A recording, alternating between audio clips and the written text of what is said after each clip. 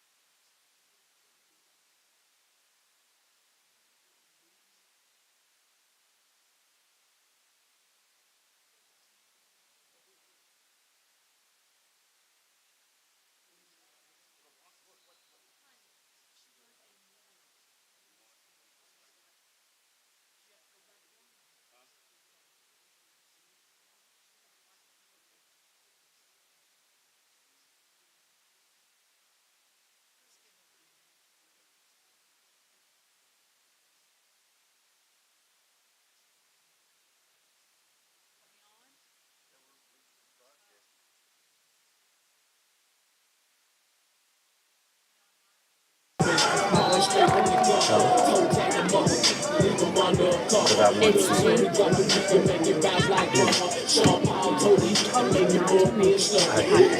You did both? No, Joe. I want it completely loose. See, but if you lose, if you do that, It doesn't matter.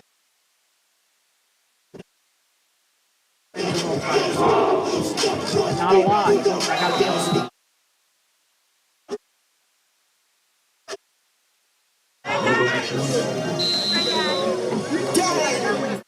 all the way out by the park.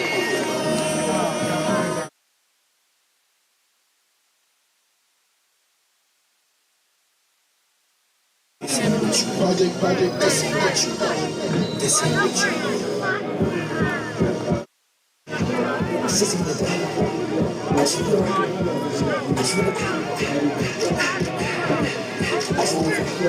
want.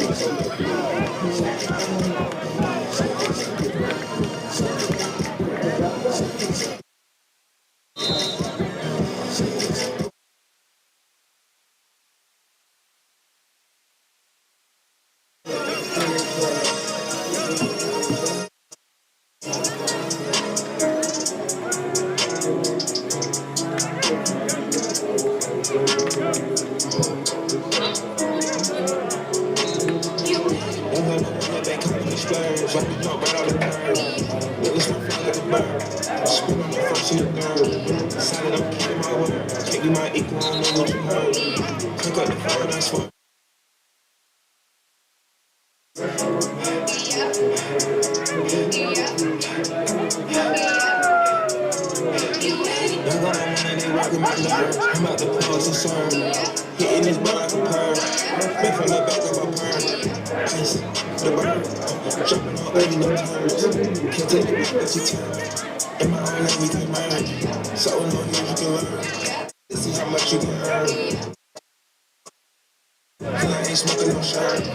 I'm on the lit. QP ski. I love my body, it's pretty, they showing it. Really, it's up to the ceiling. I'm gonna get to the gritty and tear the city, the home of the villain. SEC running for feeling. Smoke out the pound and I'm chillin'. Trapping, I made me a killer. Look, I got everybody wishing. I hope you play your position. I don't want nobody listening. I see them give a precision. It was my only decision.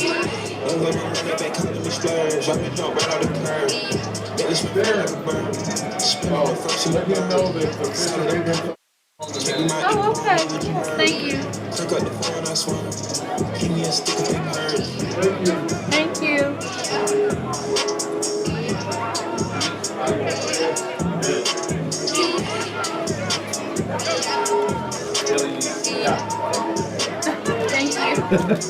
Why don't you bring your coach that I brought?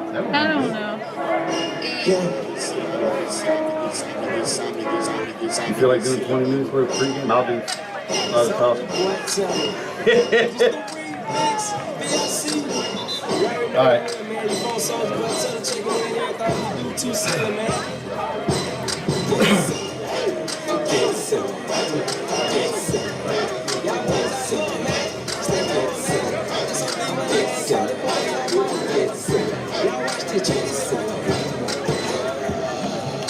I'm feeling myself with the #1 single. I'm feeling myself.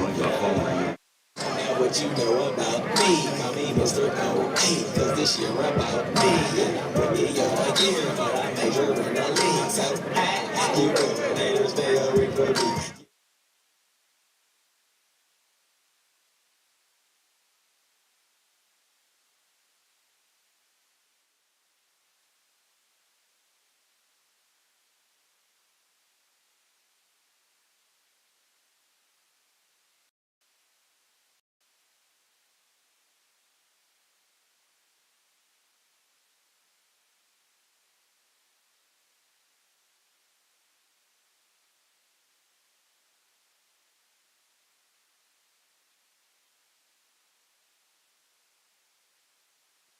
Check 1, 2.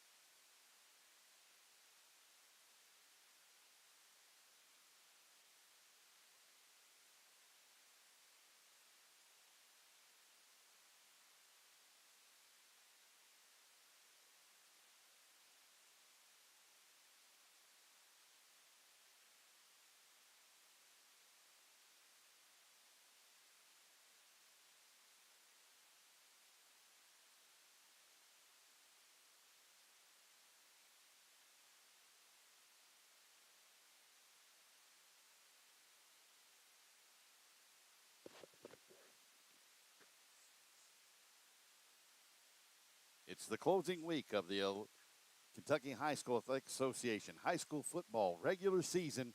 And tonight from Community Stadium in Woodford County, it's the Ballard Bruins coming to town to take on the Woodford County Yellow Jackets. Good evening and welcome to tonight's broadcast of Woodford County High School football on the Yellow Jacket Sports Network. The Jackets and Bruins meeting for the first time ever in football as we get you set for what should be a highly entertaining football game here tonight. It's a special night. We'll get back to it in just a moment. This is the Woodford County Public Schools High School Game of the Week.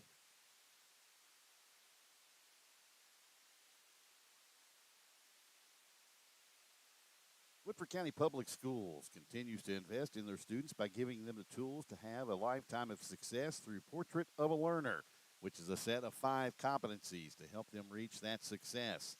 These competencies are resilient learner, empathetic communicator, a reflective collaborator, a responsible contributor, and creative problem solver.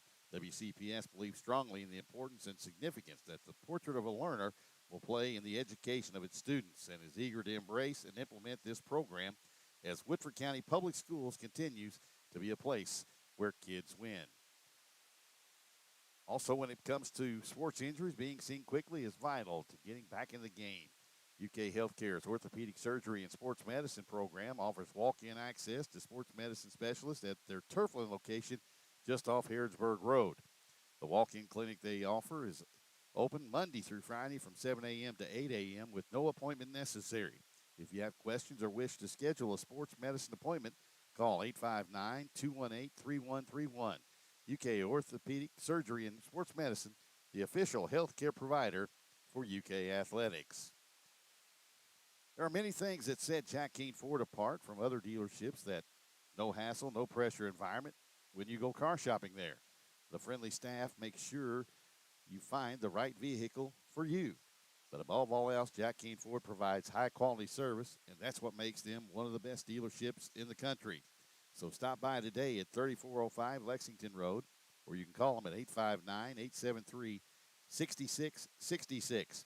Jack Keane Ford, where service isn't just lip service, it's practiced every day. And they have been voted by Herald Leader readers as the #1 domestic car dealership in Kentucky. A day is best started with a full stomach, and J&B Marathon Cafe can help. They offer the best breakfast in town, from biscuits and gravy to BLT, served 7 days a week by their friendly staff.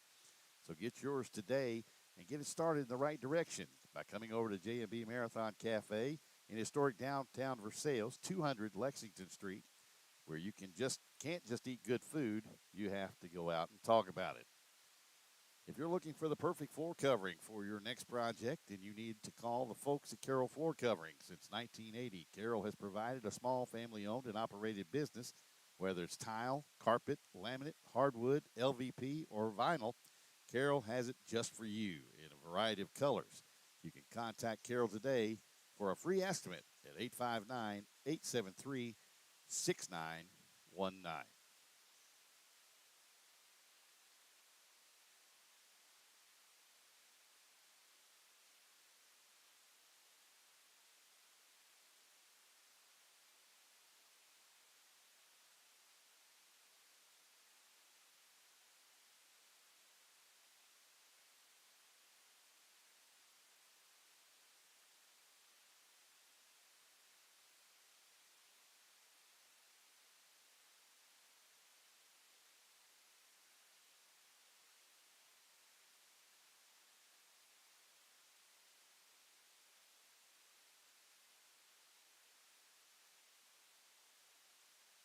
The fine staff at Woodford Family Physicians has been serving the citizens of Woodford County for over 20 years by providing quality services and comprehensive diagnostic, preventative, and therapeutic care.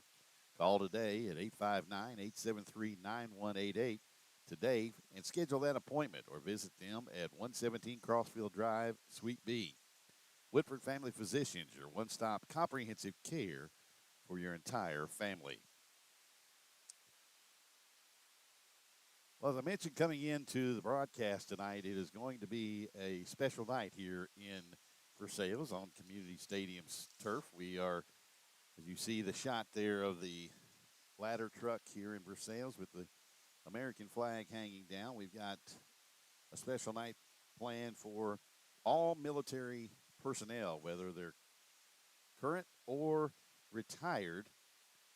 Veterans Night here at Community Stadium. We have a lot of things taking place here. We're going to have the posting of the colors and the state flag by the University of Kentucky ROTC Color Guard. We'll have the national anthem played by the Woodford County Band, I believe. Also, we're going to have the veterans will be recognized at halftime that are here, and they'll be from both not only folks that are in support of Woodford County, but also Louisville Ballard. I know they have had at least a dozen people from Ballard that have contacted and are going to be a part of the ceremony at halftime. And then we're going to have a speaker that will talk to the crowd here at Community Stadium. So that is going to be going on tonight. I have been told that the folks coming down with the Rolling Thunder, but I guess the weather is going to keep them in tonight, so that would have been a really impressive thing. We have some military vehicles just out of the shot of our camera there to the left of Community Stadium as you walk down the roadway there towards from the left as we sit up here high atop at Community Stadium as well. So just a lot of things. We have special thanks to coming with some people. The Kentucky National Guard is here. American Legion Post 67 right there in downtown Versailles on South Main Street. Lieutenant Colonel Stephen Martin, that will be our guest speaker tonight. We'll also have military missions are here. The Fisher House, which helps veterans and their families with some things. And also Kentucky Wounded Heroes are here tonight as well. So we have a lot of great things in store as far as that, and we hope to have and expect a very good football game here tonight in Versailles. Ballard comes in with a record of 6-3 on the year. Woodford County 6-2. Jackets won last week over Anderson County to lock up the number 2 seed and had that locked up anyway going into the game, depending, irregardless of the outcome, because Woodford had defeated South Oldham and Collins both head to head, so that wouldn't have mattered had they lost to Anderson County last week, but that was not the case. Jackets took care of business 40-0 over Anderson County, rolling up 400-plus yards of total offense in that one, plus a defensive touchdown again for the second straight week. Woodford County also will get a home game, so mark it on your calendar. Next Friday night, November the 3rd, we'll be right back here at Community Stadium for the opening round of the playoffs, and it'll be another first-timer to play the Jackets in any sport other than, well, I think they played in basketball about 10 years ago, but that's it. It'll be the Colonels of Dixie Heights coming here. That game time set, I believe, for 7:31, as Dennis is known to do. That will be Dixie Heights, Woodford County, round one of the 5A playoffs, and we'll keep you updated on that. The winner of that, though, will probably more than likely go to number one ranked in 5A Highlands in Fort Thomas. So Woodford County will probably be on the road for week number 2. So the Jackets tonight looking to end the season on a win and get into the postseason to hopefully become and stretch out another deep run into the 5A playoffs. But it's not going to be an easy task tonight against the Bruins of Ballard.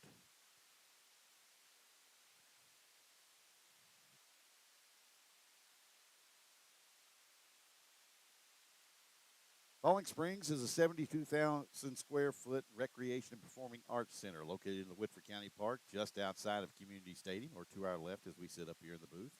It offers fun for every member of your family, from basketball, swimming, pickleball, weights. There's even a 300-seat theater. The center even also includes meeting and party rooms. Annual memberships are available, as are 20 visit cards, as well as summer passes. Facilities are also available for birthday parties, baby showers, and other events. So check out Falling Springs today at their website, vwcparksrec.com, for more information, or call 859-873-5948. Falling Springs, it's more than just a gym. Mr. Appliance is one of the most trusted and experienced providers of appliance repair in Georgetown, Kentucky. And since 1996, they've built quite a reputation for themselves by putting customers first and taking pride in doing quality work. Mr. Appliance offers a wide range of residential and commercial services like refrigerator, dishwasher, washing machine and dryer repair, oven repair, and much, much more.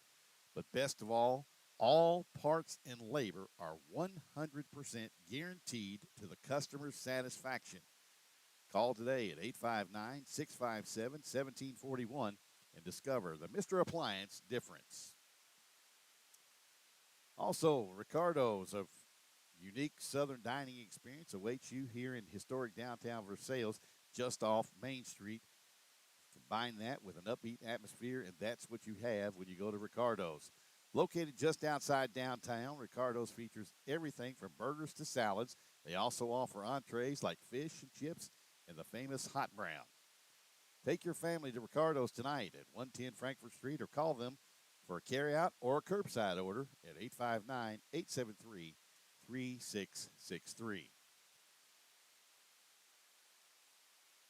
Well, sitting in with us now, we're glad to have him back after a week off. He finally got his voice back, seems to be feeling better, and that's Andy Smith. Andy, glad you're back with us.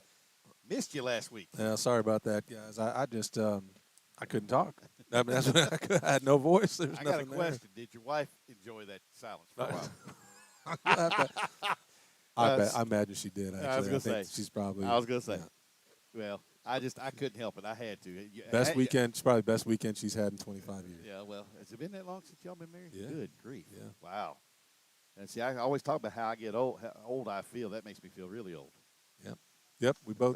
We both turned 50 in the same year. We had 25 years together. So there you go. Wow. Well, happy 50th birthday later. Not later. Well, I'm 51 this time around, man. That was last year. Oh, okay. Well, see, it tells you how much we talk about off the air stuff. We usually talk about it on the air.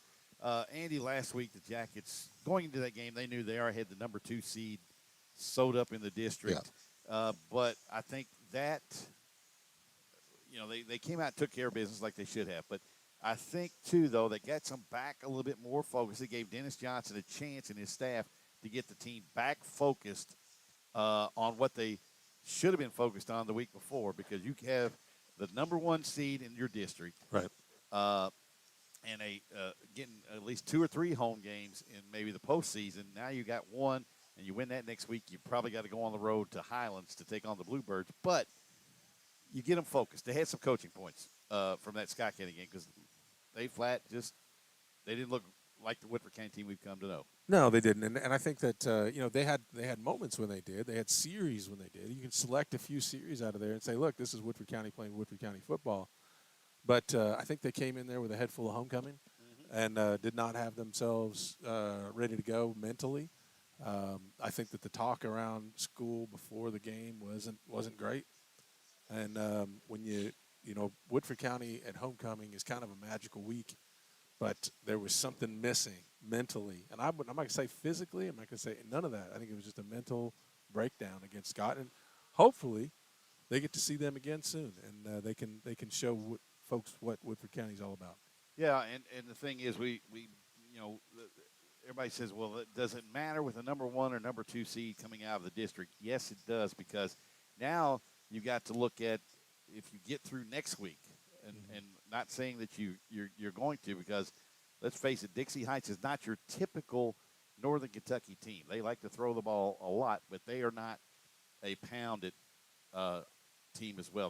They don't run the football near as well as those teams like Covington Catholic and Highlands and Beechwood and those guys. A team that throws the ball against Woodford County might struggle. They've got some really good that throws the ball a lot because they've got some really good downfield corners, but they also do a good job of getting upfield and getting the quarterback's face when they need to. They've got some real athletic rushers, and we haven't seen a big passing team really this year, but we have seen quarterbacks getting eaten alive, especially by the end rushers of Woodford County. Yep. And the thing is, too, we got a lot of great things to talk about over the next 7 days leading into that postseason game with Dixie Heights. But right now it's Ballard, and Ballard is a team that comes in here 6-3 on the season. They knocked off Eastern last week, 43-8, in their game. They're in Louisville. But that being said, they are a pretty balanced team rushing and passing. They're pretty much, I think, like 55-45 when it comes to percentages rush to pass. They will spread it out, but they like to run the football.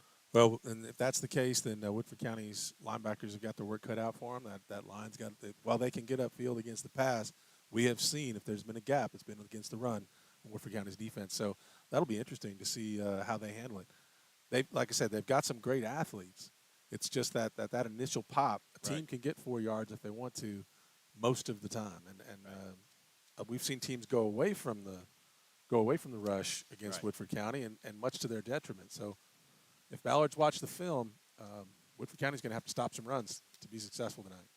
Well, due to some weather situations, we were going to have this huge. Now, the flag you see in the screen right now, that's a pretty substantial sized flag. Mm-hmm. But we were going to have another flag down here that was absolutely ridiculously huge. But now they're not going to have it because they didn't want to get it wet. Captains are moving to the center of the field for Ballard, dressed in their white jerseys with that wine or crimson color. You see their starting quarterback for them. That is Larry Irvin. He's only a sophomore and a pretty daggone good quarterback for such a youngster. Also, it'll be number 63. As I try to look for their it looks like Leighton Starks, and is he? Starks is not even in uniform tonight, I don't think. I'm trying to look for number 63, and I don't have 63 for Ballard. Yeah, I don't have their. Oh, here it is. Nope, that's us. I don't have the whole thing for them. So I'll have to find out who 63 is there. And he's one of their main guys. Journey Weish is number 21. He is the third captain, and number 9 is Davon Rudolph.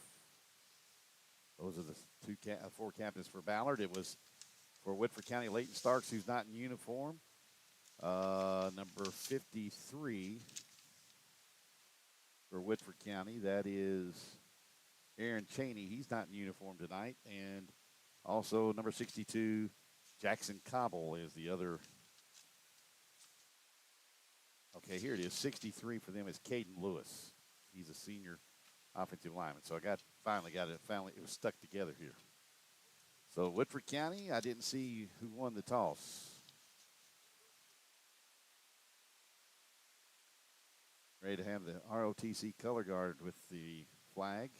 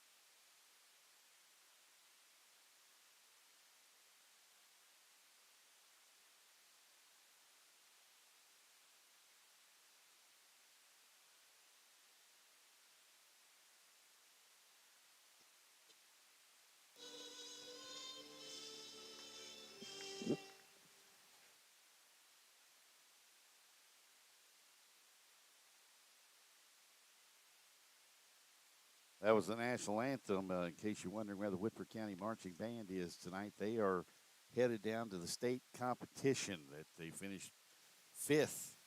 And I believe that was overall in the competition they were in last week. And they will be headed down. I believe they're going down to Glasgow. Barron County High School, I think, is where that's going to be. And here come the Jackets onto the field.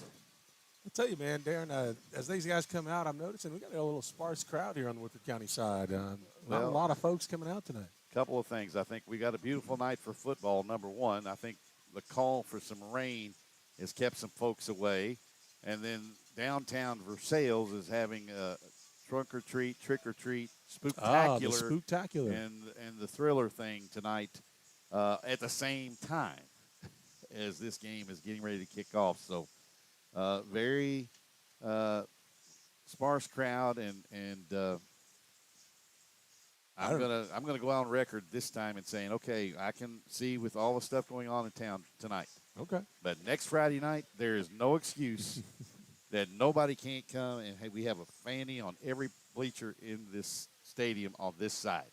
Yep. Next Friday night. No excuses. I don't care how cold it is. It's raining. Be here.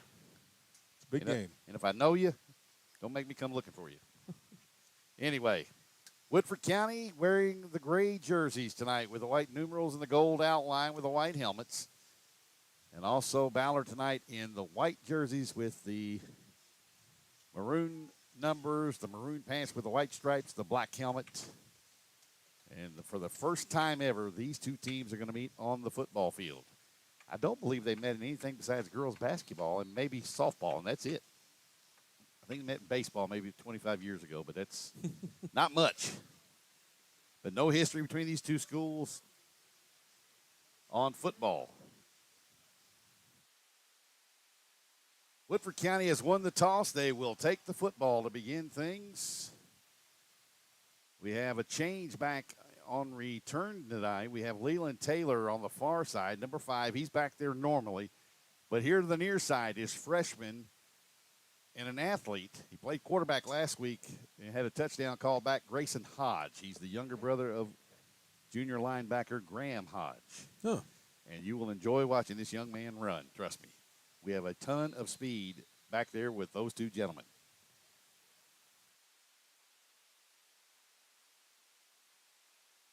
Kicking off for Ballard will be number 37, Colton Abbott. He's also a freshman. He approaches the football, and he'll kick this one right down the middle of the field. It comes to Hodge here at the 20. Dances around the middle, gets caught by the back of the shirt, pulled around, and will be dropped outside the 35, about the 37-yard line. Looked like number 18 for Ballard, Rashad Nash. Got him by the back of the shirt and spun him around. Hodge goes only about 150, so he's not a very big young man, but he was within a whisker of making that one into a big. Yeah, that was return. close, man. He really you're right. That kid's got a little bounce in his step there. We're going to go twin receivers to either side. They're going to be stacked. The running back looks to be Tomlin behind Wurtzler. They give it off to Tomlin. He gets up over the 35, gets a couple, a gain of 2. It'll be 2nd down and 8 for Woodford County.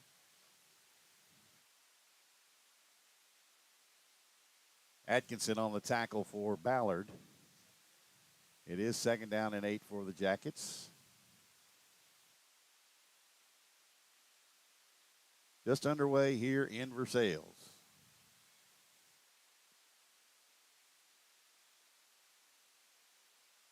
Wurtzler back to throw, looking down the side and off the hands of Heilig. If he throws that, lets him run under it. Heilig had a couple steps on his.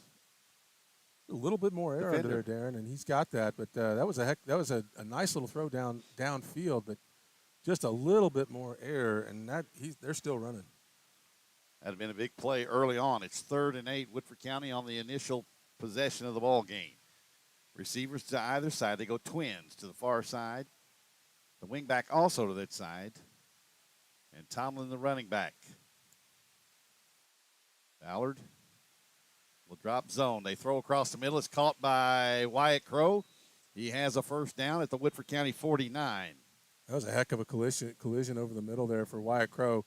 He caught a helmet up high from the safety coming up, and he's not going to get out. That looked like, and that was one of those that it could have been. He may just have the wind knocked out of him, but he took a shot. He was a high-low. It could have been a targeting. He did take a helmet in the head, but I think it looks to me like he may just be having the wind knocked out of him the way he's rolling around there. Let's hope that's all it is. It'll be 1st and 10, Woodford County from their own 49-yard line. The gain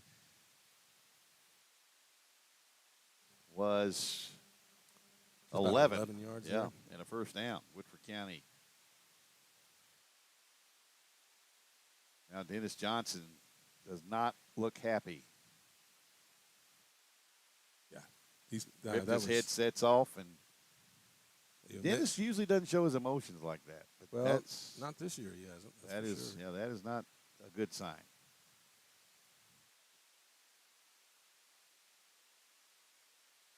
So Woodford County will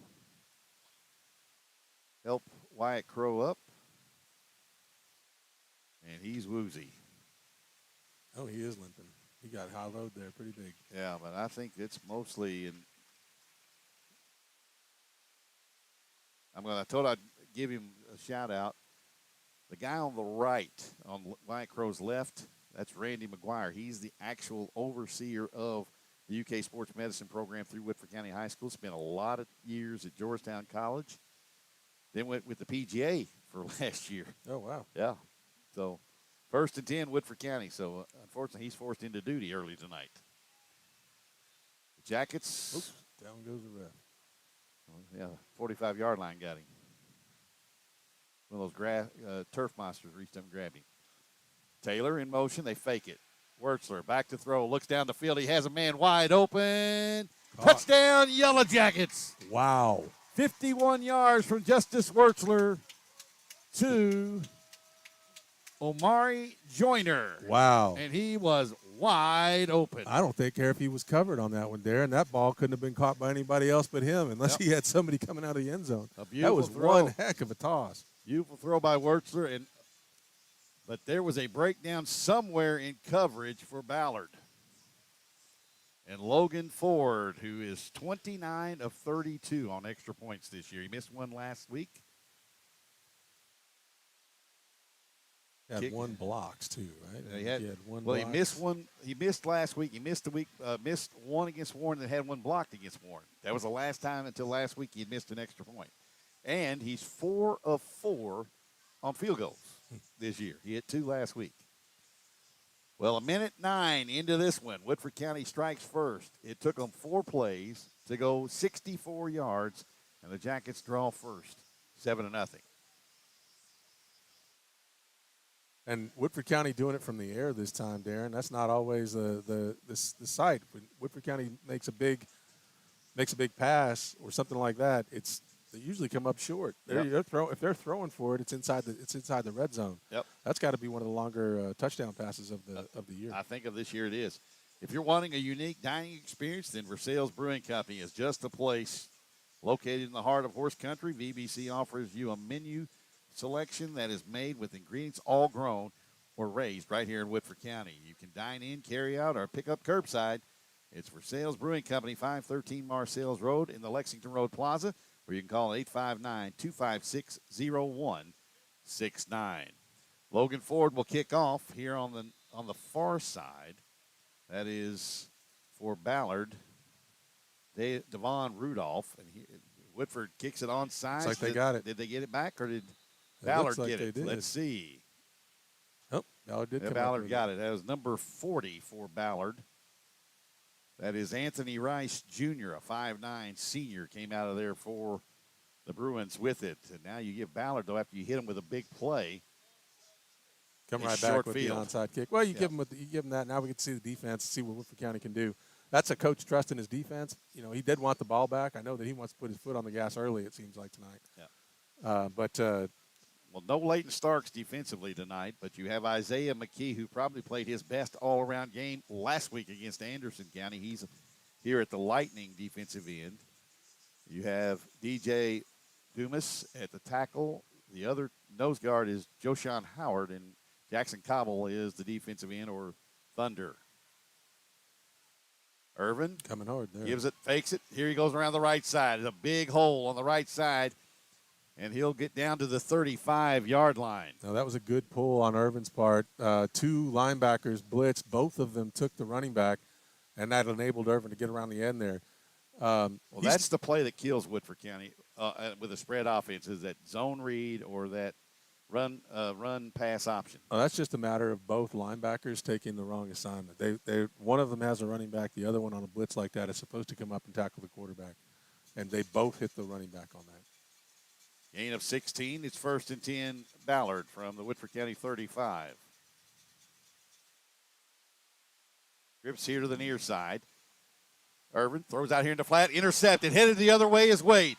50, 40, 35, 20, 15, 10, 5. Touchdown, Yellow Jackets, Wow. No flags. I'll tell you what, man. He kind of rolled into a little loping stride there, and it looked like the Ballard running back might have run him down, and he kicked it into another gear in the last 10 yards. It took about 3 steps to score that. That was Rudolph that almost caught him from behind. My goodness. That was Thurman Wade.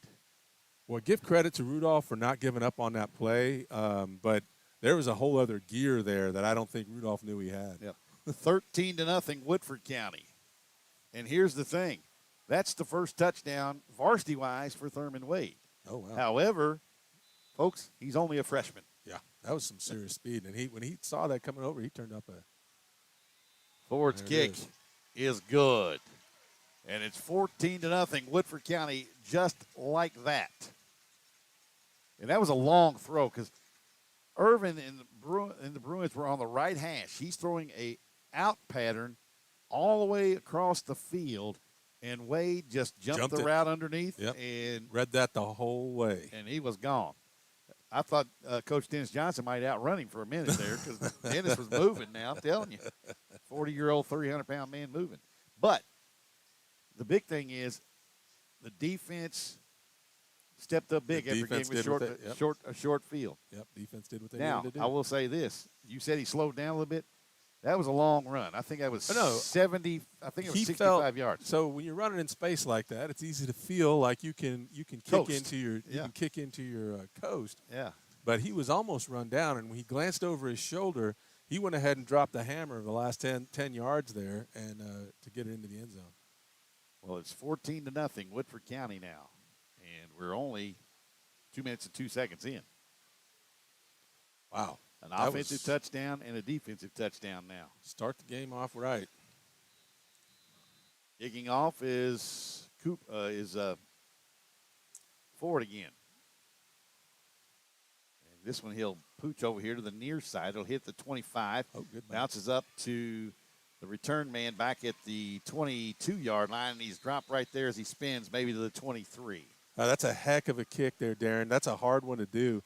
I don't know if people And this know turf this. is a little wet because Yeah. of the rain, even though it drains real well. But that little short pooch like that, you want it to hit the ground. You don't want it to be caught in the air. But at the same time, you don't want it to kick out of bounds. And if anybody's ever paid attention to a football game, ready for this? The football's not round. Okay. So it bounces funny. Well, American football is not round. Right. But so when it hits the ground and when he Nice. I love put a little inside spin on that, so it bounced in toward the field that time. Second straight game, the Jackets have returned an interception for a touchdown. Wyatt Peters did it last week, his first varsity touchdown. All kinds of firsts. Yes, sir. And he's a freshman. Peters is too.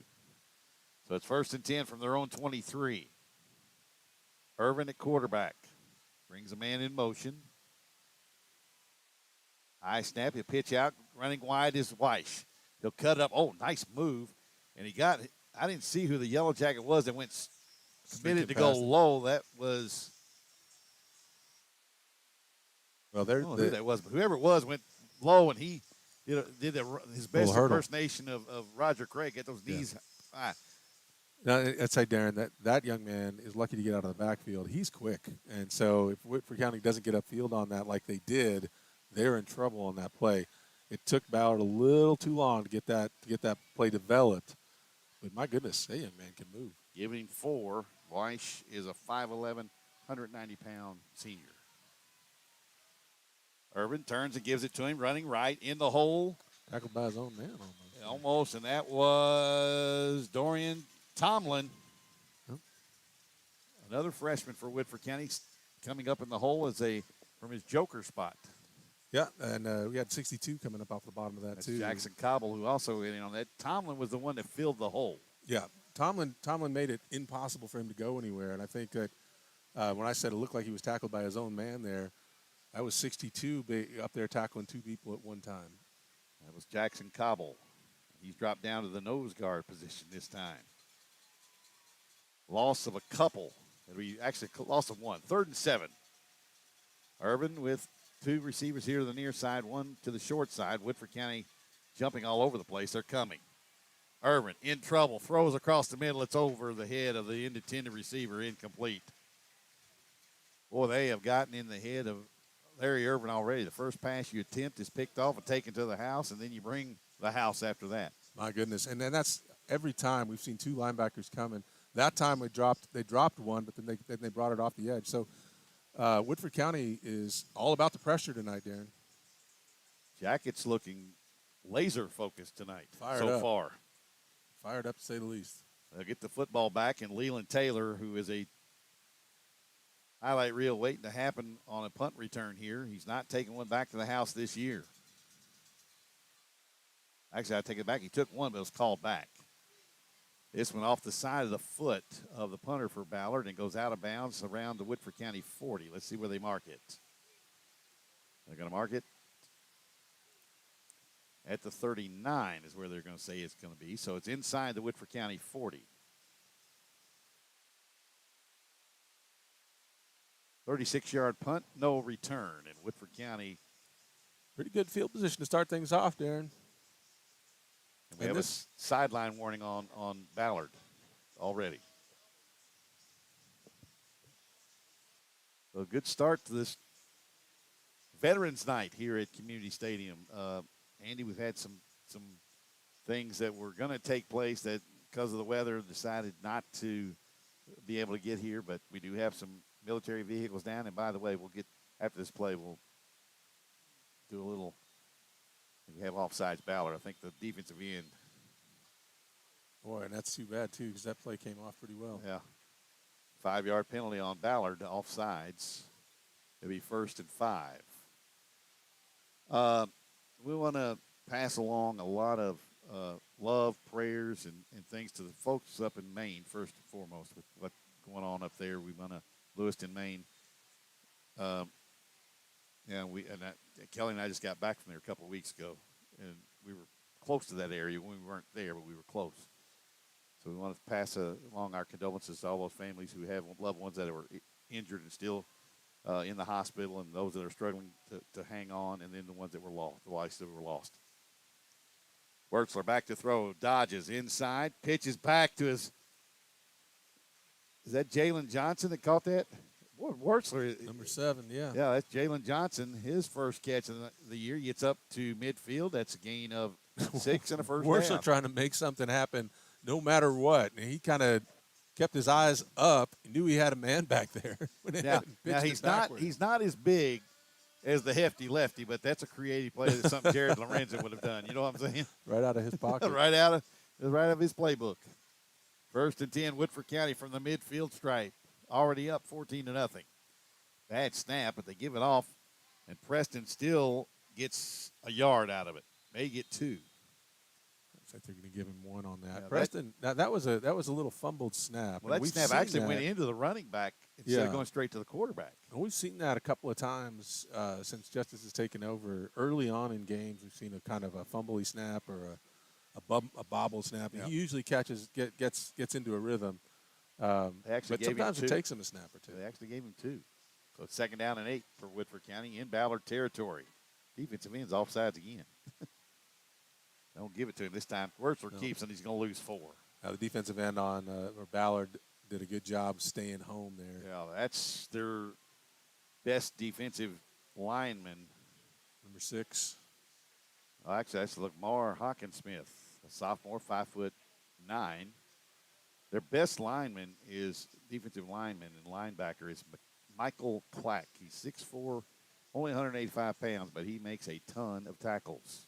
Well, that time, it's a hard thing to do to stay home for a high school kid, and he did a great job of waiting. He didn't crash down, and that's what a lot of teams will do against Woodford County and open that backside counter up for the quarterback. Halfway through the first quarter, Woodford County 3rd and 11.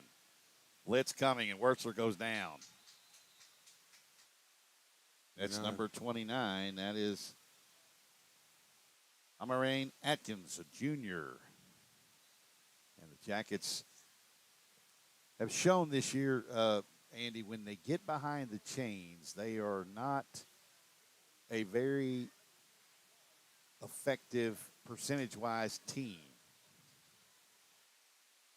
Yeah, and I think, Darren, that time, Ballard, knowing that, just brought the house. It was 3rd and 11. Wertzler in as the protector and forward to punt. And he gets a nice one off going to the far side, hits at the 27 and bounces immediately left and goes out of bounds. Going to give him the 27. 28. 28. So it's a punt of 37 yards, no return. It'll be 1st and 10 Ballard from their own 28-yard line. Now that defense now gets another chance to get out there and see what they can do against this probably explosive Ballard offense, because what we've seen so far is some speed, the ability to be patient, but Woodford has gotten upfield and broken up most of their offense before it's gotten started, with maybe one exception tonight. Well, Woodford County has really done a nice job of making sure that Ballard had distances to go. They move Campbell from one side of the line to the other on the tight end spot. They give it to Weiss. He'll bend it out here to the left side. He'll get up over the 35 and get close to a Ballard first down.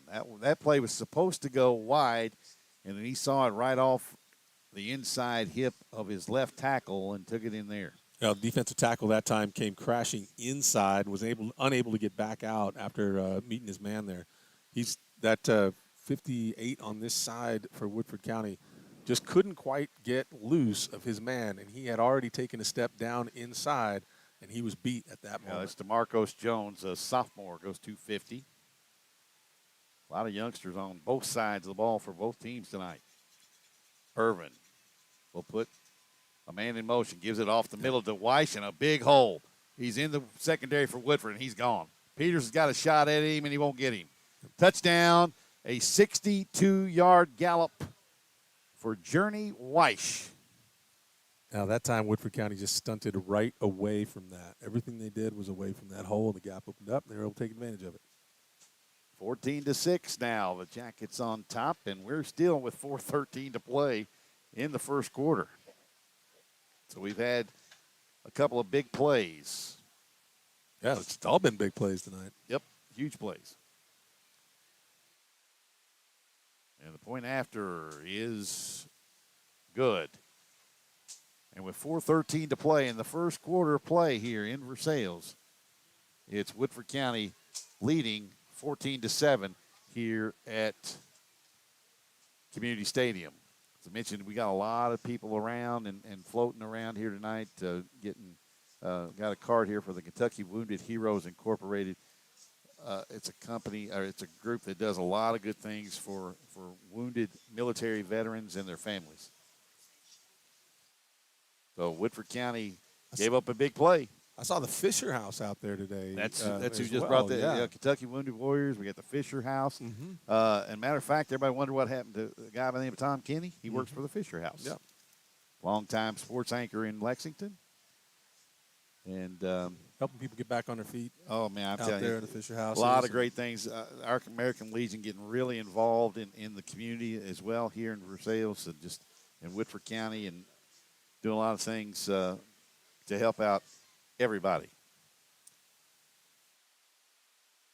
Well, Abbott will kick off, and back deep here on the near side is Grayson Hodge. Towards the middle of the field more so is Leland Taylor. So with 4:13 to play, I mean, we've had 7 minutes and 47 seconds played. We've got 3 touchdowns on the board. Yeah, and it's all been big plays. It's a pick six, a big throw downfield for Woodford County, and then a 62-yard run.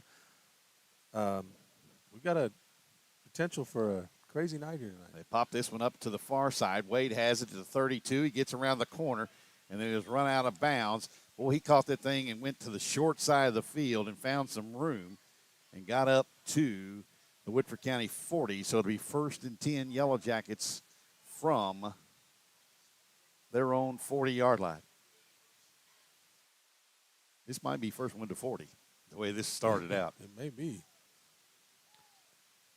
Yeah, this is shaping up to be a big play game. It may come down to the first team to have a sustained drive and score, and not give the other team enough time to get a play off. Well, you've got Justin Perez at left tackle. The left guard is Kyle Woodside. Xavier Hills is center.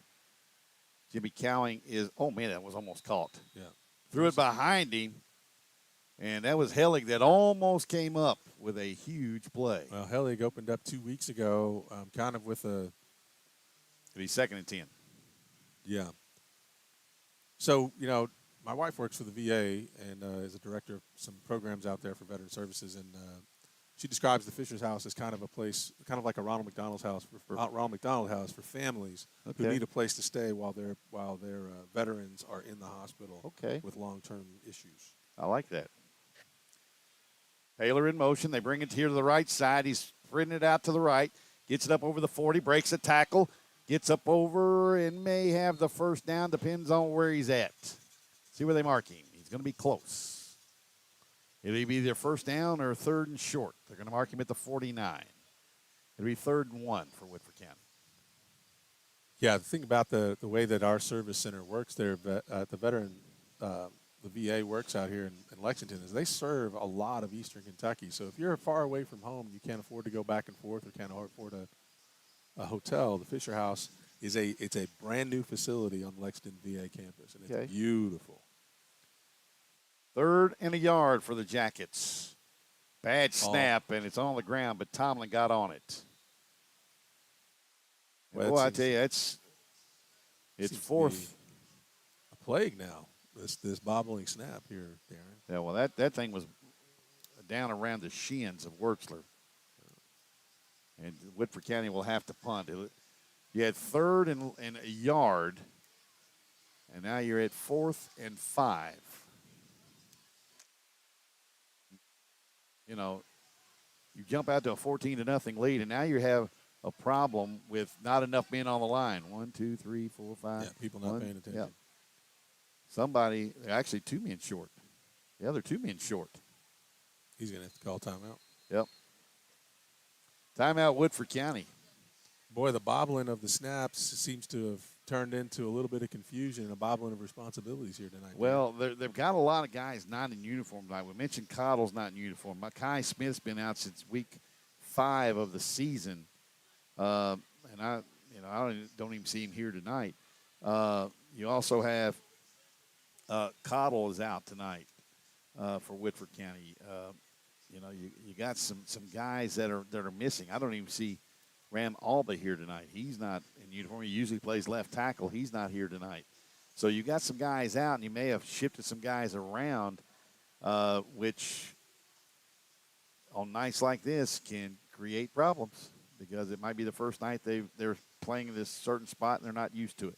Yeah, and that's when you have little mistakes being made, that just adds to some of the chaos because people don't know when to pay attention. Not that they're not paying attention; that at the moment that they should be, they're not, and that's it causes chaos and it causes a feeling of instability out there on the field. I know Woodford did not want to punt this ball back to Ballard at this point. Well, and the thing is, though, if there was a fake punt coming on 4th and 1 or 3rd and 1, if you don't get it, you might go on 4th and 1. Yeah, and they are going to fake it. They give Tomlin around the corner. He has the first down, 40, 30, and he's bumped out of bounds at the Woodford County 30-yard line. Yep. Good call, Darren Douglas. Okay, there it is. There's my compliment of the year. That's the for Darren Douglas. It was a good call. That's a gutsy call. I'm not sure. I mean, I learned from Rusty Parks, Big Rusty, and Joe Carr. I actually learned from Rusty Parks on calling a lot of fakes and weird stuff. And I don't know how many times, hey, Coach Carr, look at Rusty and say, what are you doing, Parks? Then he look at me, Douglas, what are you doing? I said, Coach, blame it on Rusty. I learned from him. But that's a gutsy call there. But that gives something now for teams moving forward in the postseason to look for. That's a heck of a good fake. That snap and give, you don't see that one too often. Nope. They give it off to Preston running left. He stops in the backfield. Boy, number 6 doing it again. That's Hawkinsmith that blew it up in the backfield. I don't think Woodford's going to be able, with the fullback, to bounce it outside.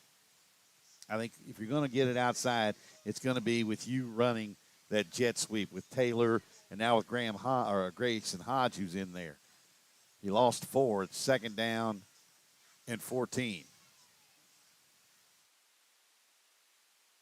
I think if you're going to run the fullback, you're going to have to run it right. Ball's on the ground again.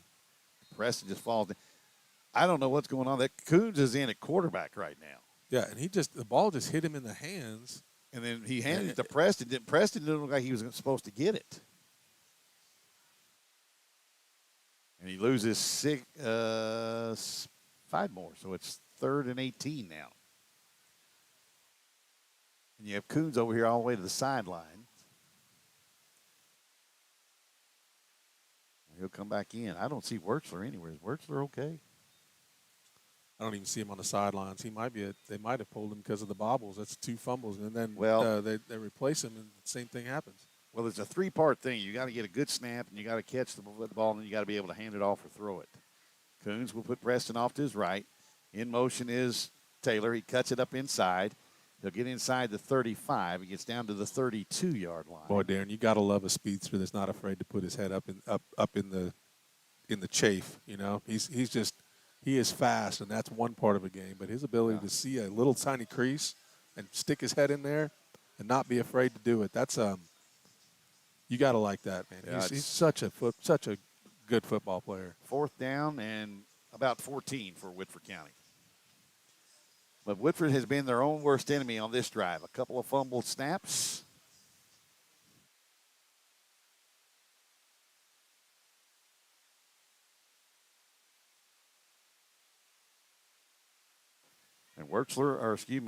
Coons up under center. Trying to get a long snap on that.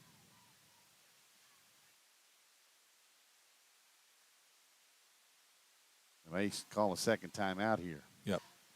Or Coach is not even indicating if they're going to get a delay of game penalty. Yeah. Coach has had his hands in his pockets there. Yeah, and here's the thing.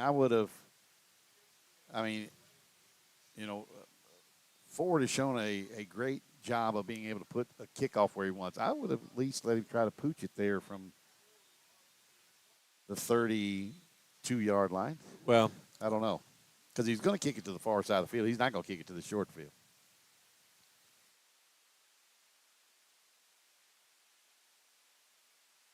Ford will kick it to the far side.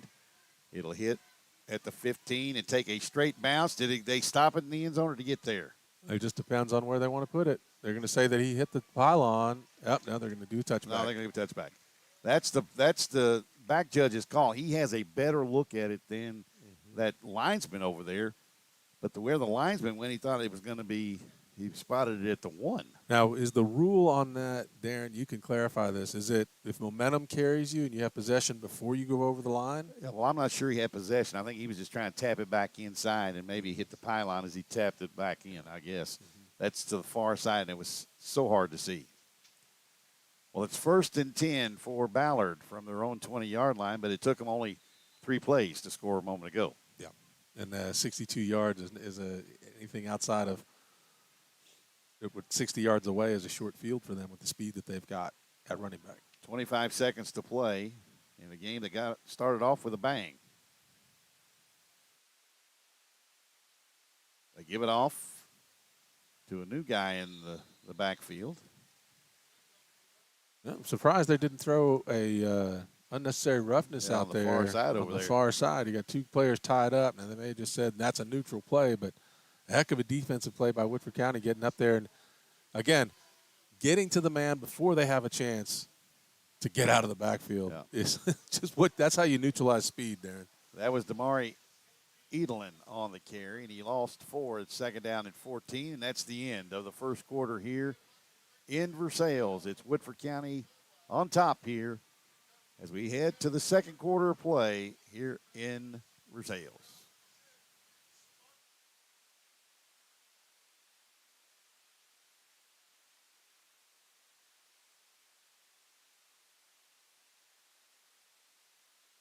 High energy bills, uncomfortable rooms, or concerns over indoor air quality? Then you can call Weatherization Plus at 859-214-4446 or stop by 124 Frankfort Street in Versailles to schedule your free in-home consultation, which includes air and duct sealing, crawl space encapsulation, whole house and attic fans, vapor barriers, insulation, and insulation extraction. We will get Weatherization Plus will get to the root of your energy problems and leave you feeling confident that you made the right choice by guaranteeing no change in orders or hidden fees. Their estimate is what you pay. Custom solutions tailored to your home energy problem, and they will treat your home and you just like you found it, with respect and leaving it better than when they found it. And that's Weatherization Plus, improving your home's performance. So Woodford County's defense has gotten on the board tonight, and it's 2nd down and 14. Weiss is back in. Nope. They have 5 receivers. 3 to the far side, 2 back here to the near side. Irwin, empty backfield. He'll throw out here in the flat quickly, and a nice play.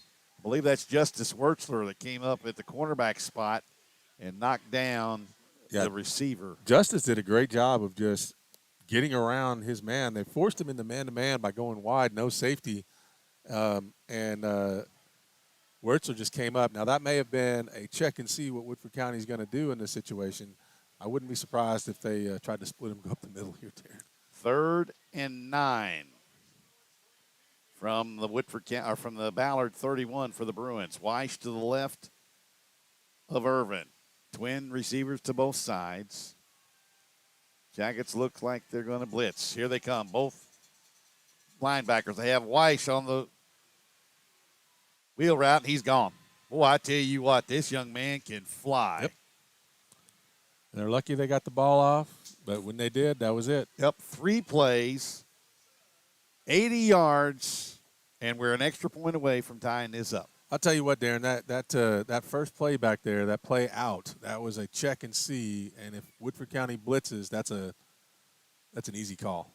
Well, you got to know if you're going to bring both linebackers, The back out, the back out of the backfield is the hot read. And Weish has proven he's probably faster than anybody we have on our roster right now. Right.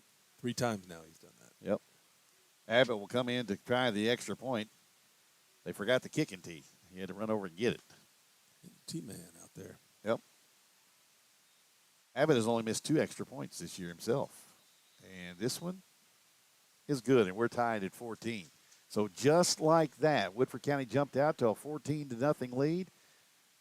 And Ballard has stormed back with 14 unanswered to tie it with 11:03 to play. Woodford County's in the first half. Going to have to do what they can to find that energy they had in the first 5 minutes of this game. Yeah. They cannot come out slow. They cannot come out and start to lick their wounds. They've really got to come back after it and play like they did at the beginning. It's 0-0 now. Now it's time for them to go ahead and make another statement like they did earlier. Oh, well, Weish can flat run. Absolutely he can. And, like you said, that's the hot route. You split like that, you go twins both sides, a single back. And what they did was they came with 2 Both shallow, Woodford came with 2 linebackers, but they brought both receivers to the far side on quick slants. Forcing the safety. To make a decision.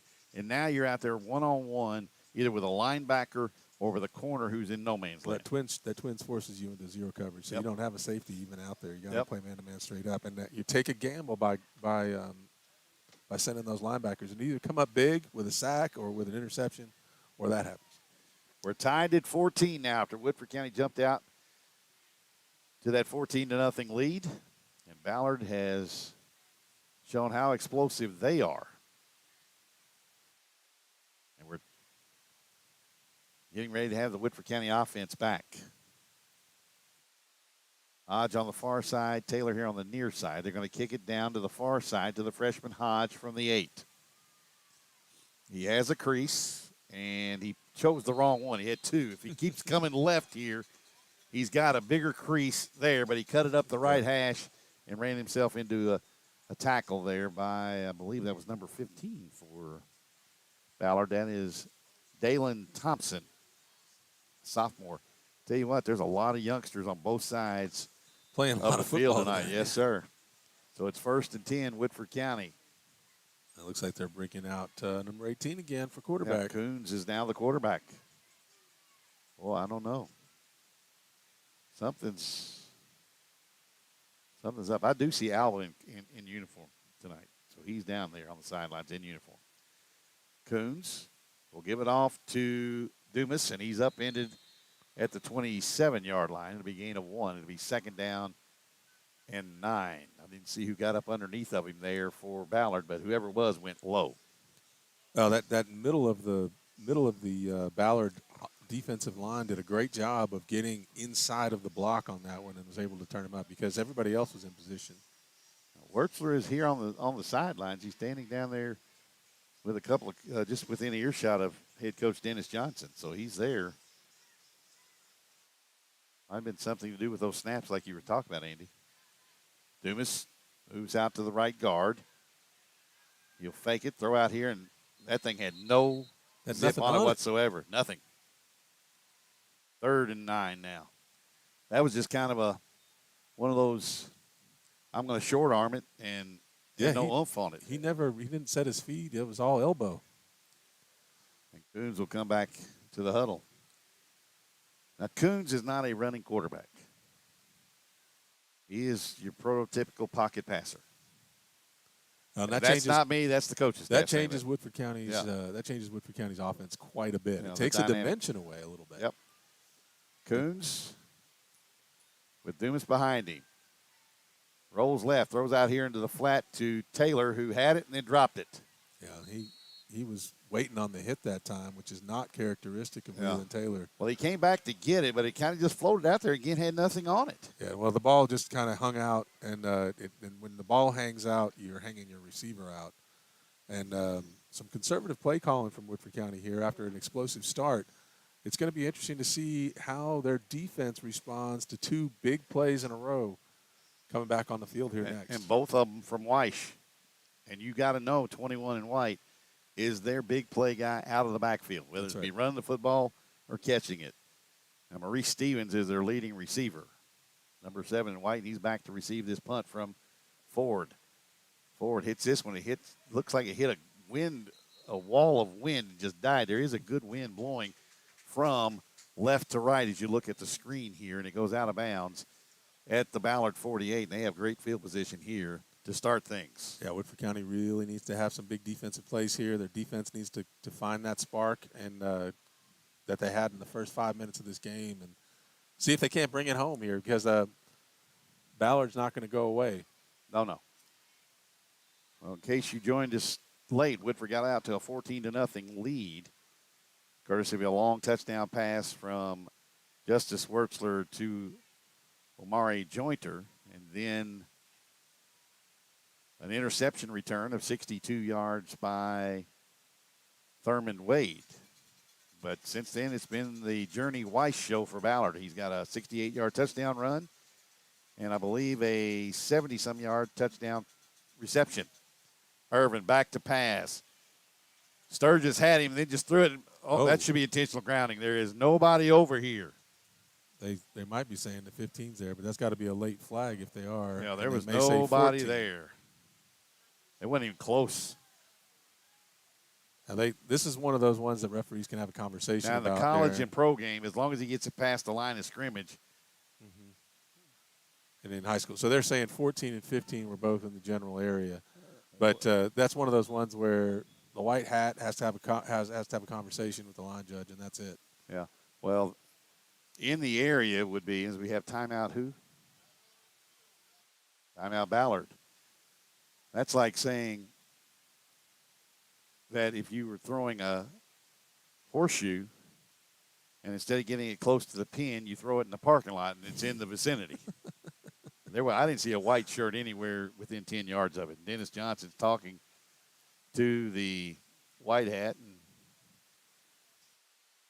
of course, they're not going to change their ruling now. But no, but that's something that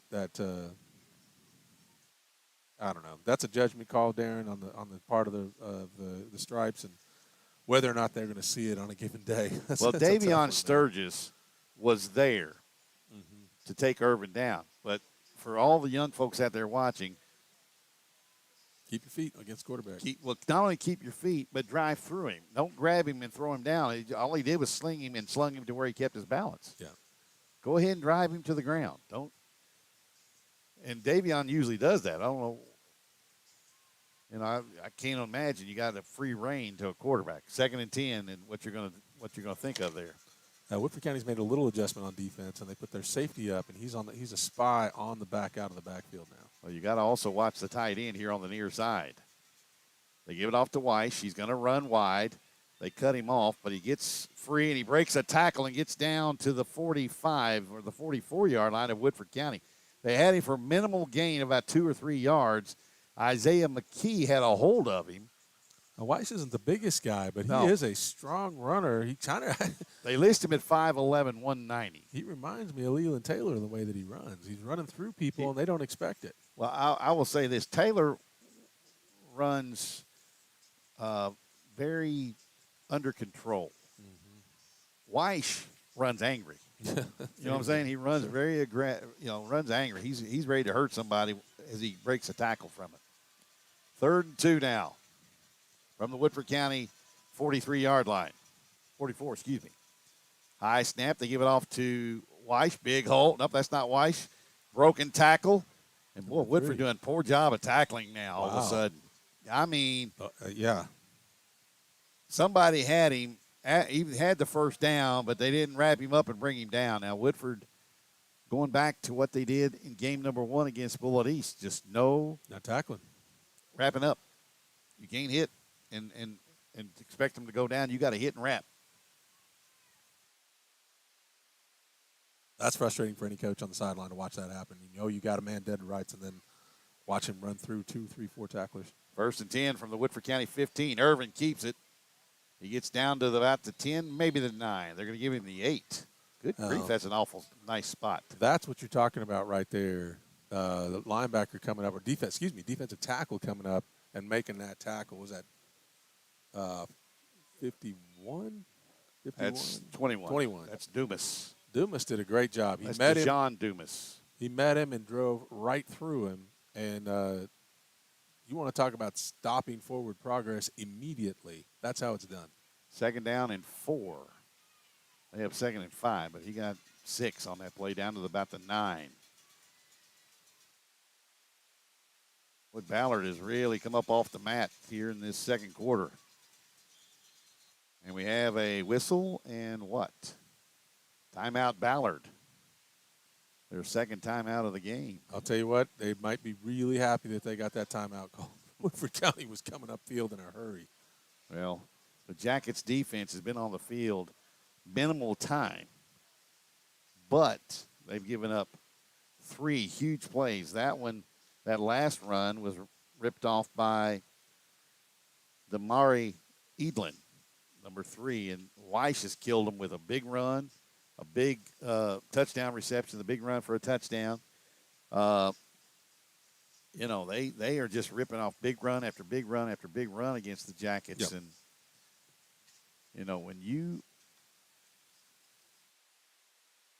are giving up big plays, it starts to wear on you psychologically. Yeah, it can. It feels like no matter what you do, no matter how well you play to play, it can feel like they're going to score anyway. And Right. if you get in that mindset, it can be defeating. You're absolutely right. Right. Woodford Seal Coat, tired of looking at worn-out driveway, lane, or parking lot? Then call Woodford Seal Coat for a free estimate today. Woodford Seal Coat gives you services both commercial and residential. Need crack filling, hole patching, sealing, and striping. Set up your free estimate today by calling 859-873-7456. 2nd down and 5 from the Woodford County 10. They mark it at 10. Irvin on the Out of bounds. And it's incomplete. Justice Wertzler on the coverage. And I believe they were looking for Maurice Stevens. Wertzler did a good job on that. Wertzler did a good job on that, covering that. That ball was caught. It was just caught out of bounds, and Wertzler was the one who pressed him. Without using his hands, he pressed him all the way out. Used that sideline as his extra defender. Yeah, that was a great defensive play by Wertzler. Yep. 3rd and goal. Or 3rd and 5, excuse me. They can get a first down at the 5. Tight end here to the near side. They go trips to the left. The running back is Edlin. And the tight end jumped too soon. The left tackle or left They were guard. running a zone read this way. Yeah, left guard got out, was trying to get out of his stance. Well, Ethan Hetty, the tight end, was also a guy who jumped, and he was sealing the outside here, which was Tomlin. He was going to seal him inside. They were going to try to run outside here. Well, the left guard on this side, Darren, was going into a back pedal. He came up out of his stance, he was backing up. So they're probably just trying to block that backside pursuit from Woodford County because it can be. They do have some speed on the backside. Now they bring Hetty over there, and they put Stevens over here on the near side. Edlin now to the right of the quarterback, Irvin. It's 3rd and 10 now. Out of the backfield. Irvin throws on the post route, and he overthrows everybody. They're going to try to kick it. Yeah, that was Tomlin that had and that the was coverage. That was weird because, he has been patient tonight with his receivers, and the 2 times that he hasn't been patient was an interception and then an overthrow, and that's kind of seems inconsistent from the Ballard quarterback. Abbott from the 20. It'll be a 30-yard kick. The kick is up. It's a line drive, and it goes wide left. The Woodford County dodges a bullet by giving up chunks of yardage again, but the defense stiffens, and then Abbott, that kick didn't look too good there. No, Woodford County may have gotten a hand on it. And, it looked because of the way that it looked there, but there was also not the best snap, and the kicker just did not get a hold of it. Looked like he may have hit the tee too. Yeah, the ball wasn't up all the way on the tee, so he may not have had a choice. Are you surprised that the high school game hasn't adopted the no kicking tee rule for place kickers now? No, not really. I mean, They've adopted everything else the college's game's doing, so why not that? I don't think it's enough. I don't think that the tee is enough of an advantage. Yeah. For high school kickers, if it were, I think that we'd see that, but they still need it. I think it's still needed for the most part. Right. Wertzler is back in at quarterback. Blitz coming from the far side. He throws it out in the flat. He has Taylor. Taylor will not get back to the line of scrimmage. He'll lose a yard. Well, that time Taylor juked, and he didn't have anybody to juke. Well, he just should have got upfield. He looked like he was hesitant about going upfield. Also, early on, if you hadn't joined us, Wyatt Crow caught a huge first down pass that gave Woodford County a first down on 3rd and long. Was shaken up, and we haven't seen him since. Yeah, we haven't seen him there. It'll be 2nd down and 11 for Woodford County. Wertzler is back in at quarterback. They run the option. Cuts it back here to the near side, spins, and he's dropped it to 21. You can't do that. No. I was just about to say, Woodford County bringing Wertzler back in, they just need that extra dimension of the run that Wertzler gives him. At that time, he had a little bit of width there, and he chose to spin and juke instead of run for the sidelines and more yards. Yeah, and a good job by Montel Campbell. Absolutely. Number 10 in white. He has been all over the field for best compliment the Bruins you can right now. You give a defensive player right there, Darren.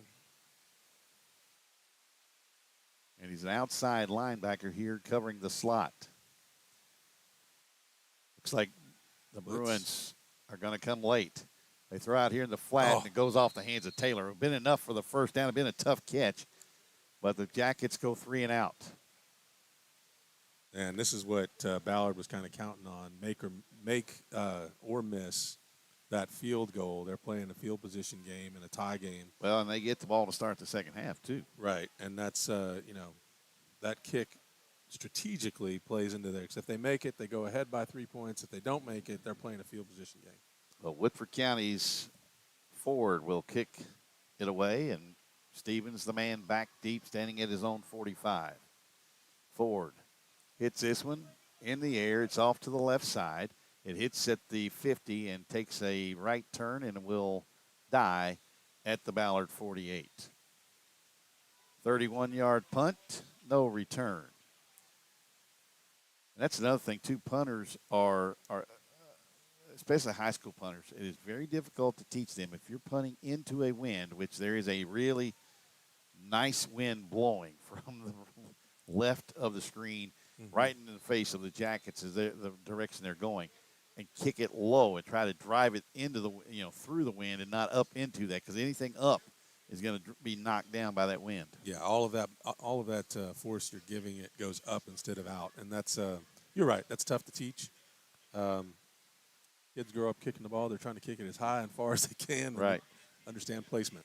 Well, and the fun thing, the neat thing about it, the only guy I can remember doing that as punter-wise that was really good at doing that in this area for Kentucky was Paul Calhoun.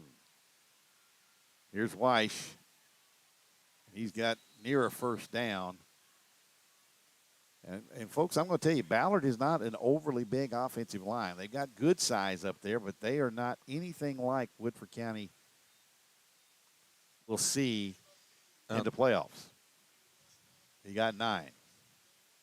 Boy, it's a short one too, Darren. And you're right, though. Ballard is they're playing assignment football up front, and they're just doing what they have to do to give mano a mano is what it is. Yeah, give their running backs enough time to find a gap. Weish, the running back, off to the right of Irvin. Hodge is coming. They throw across the middle, wide open. That is Montel Campbell. He jukes, and again, poor tackling from Ball's Woodford down. County. Nope, ball's not out, and Campbell still going down inside the 5 to the 4. Boy, how did he hang on to that? I thought that ball came whipping out of there. Well, that was him whipping the ball around with his arm. The tight end on that was releasing the entire way. He gave it up in his stance. He's not on his fingers. He doesn't even make contact and just walks right into the wide open space. And Woodford is being shredded defensively right now.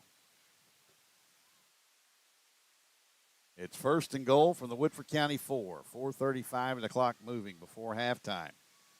Ballard looking to score the 20th and 21st straight point. Yep. Unanswered. Weiss to the right of Irvin.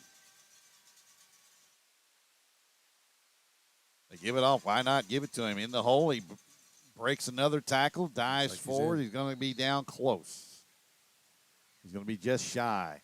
Somebody had him in the hole and rode him all the way to the line there. Yeah. I'm surprised they're not going to give him this touchdown. I thought he was across the line. He's going to be just shy. It'll be second and goal.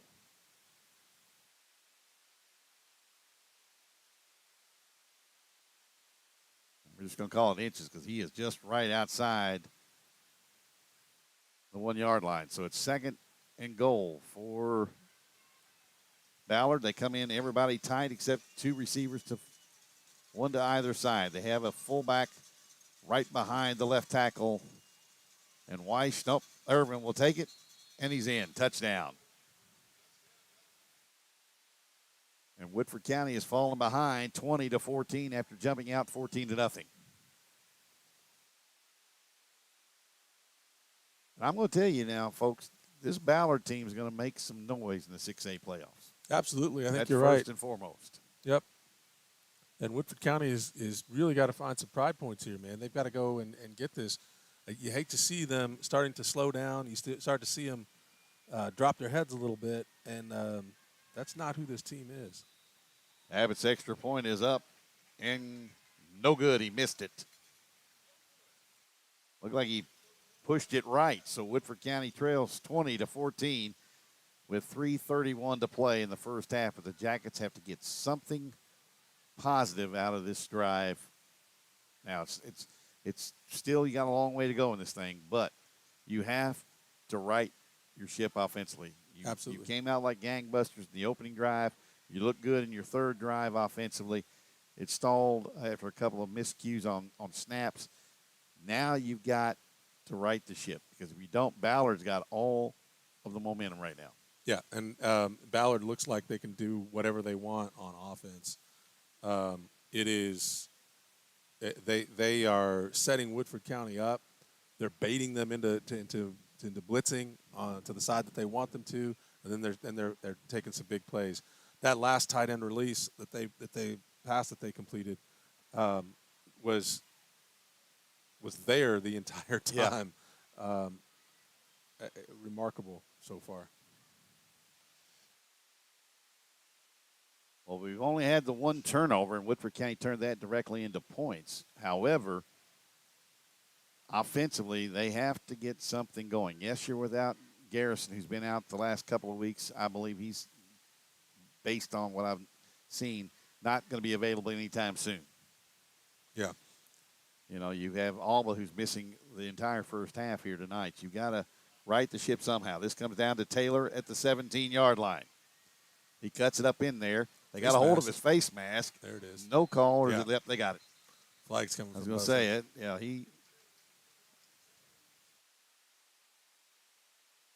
it's going to be on Ballard, and I didn't see the Bruin that grabbed a hold of the face mask, but yeah, that was pretty obvious, though. Yeah, well, we have one behind the play, which came from the white hat, and now we have this one here. So let's see what we've got. A whole lot of talking going on by the white hat to one of his crew members here. Is it going to offset, and they're going to put the ball right there at the 31?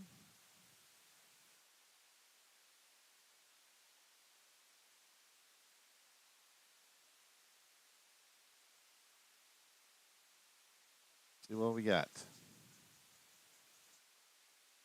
It'll be the 31.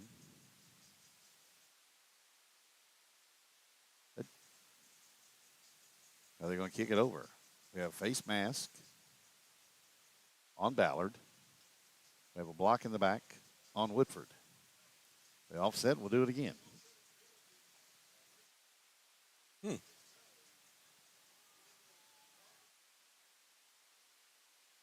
I didn't see the block in the back, but I sure as heck saw the face mask. But The block in the back happened somewhere near the tackle. So that's where the flag came down. So yeah. And it came from the white hat who had a certain kind of view of it. So I don't know, but we'll do it again. So Abbott will kick off from the 40.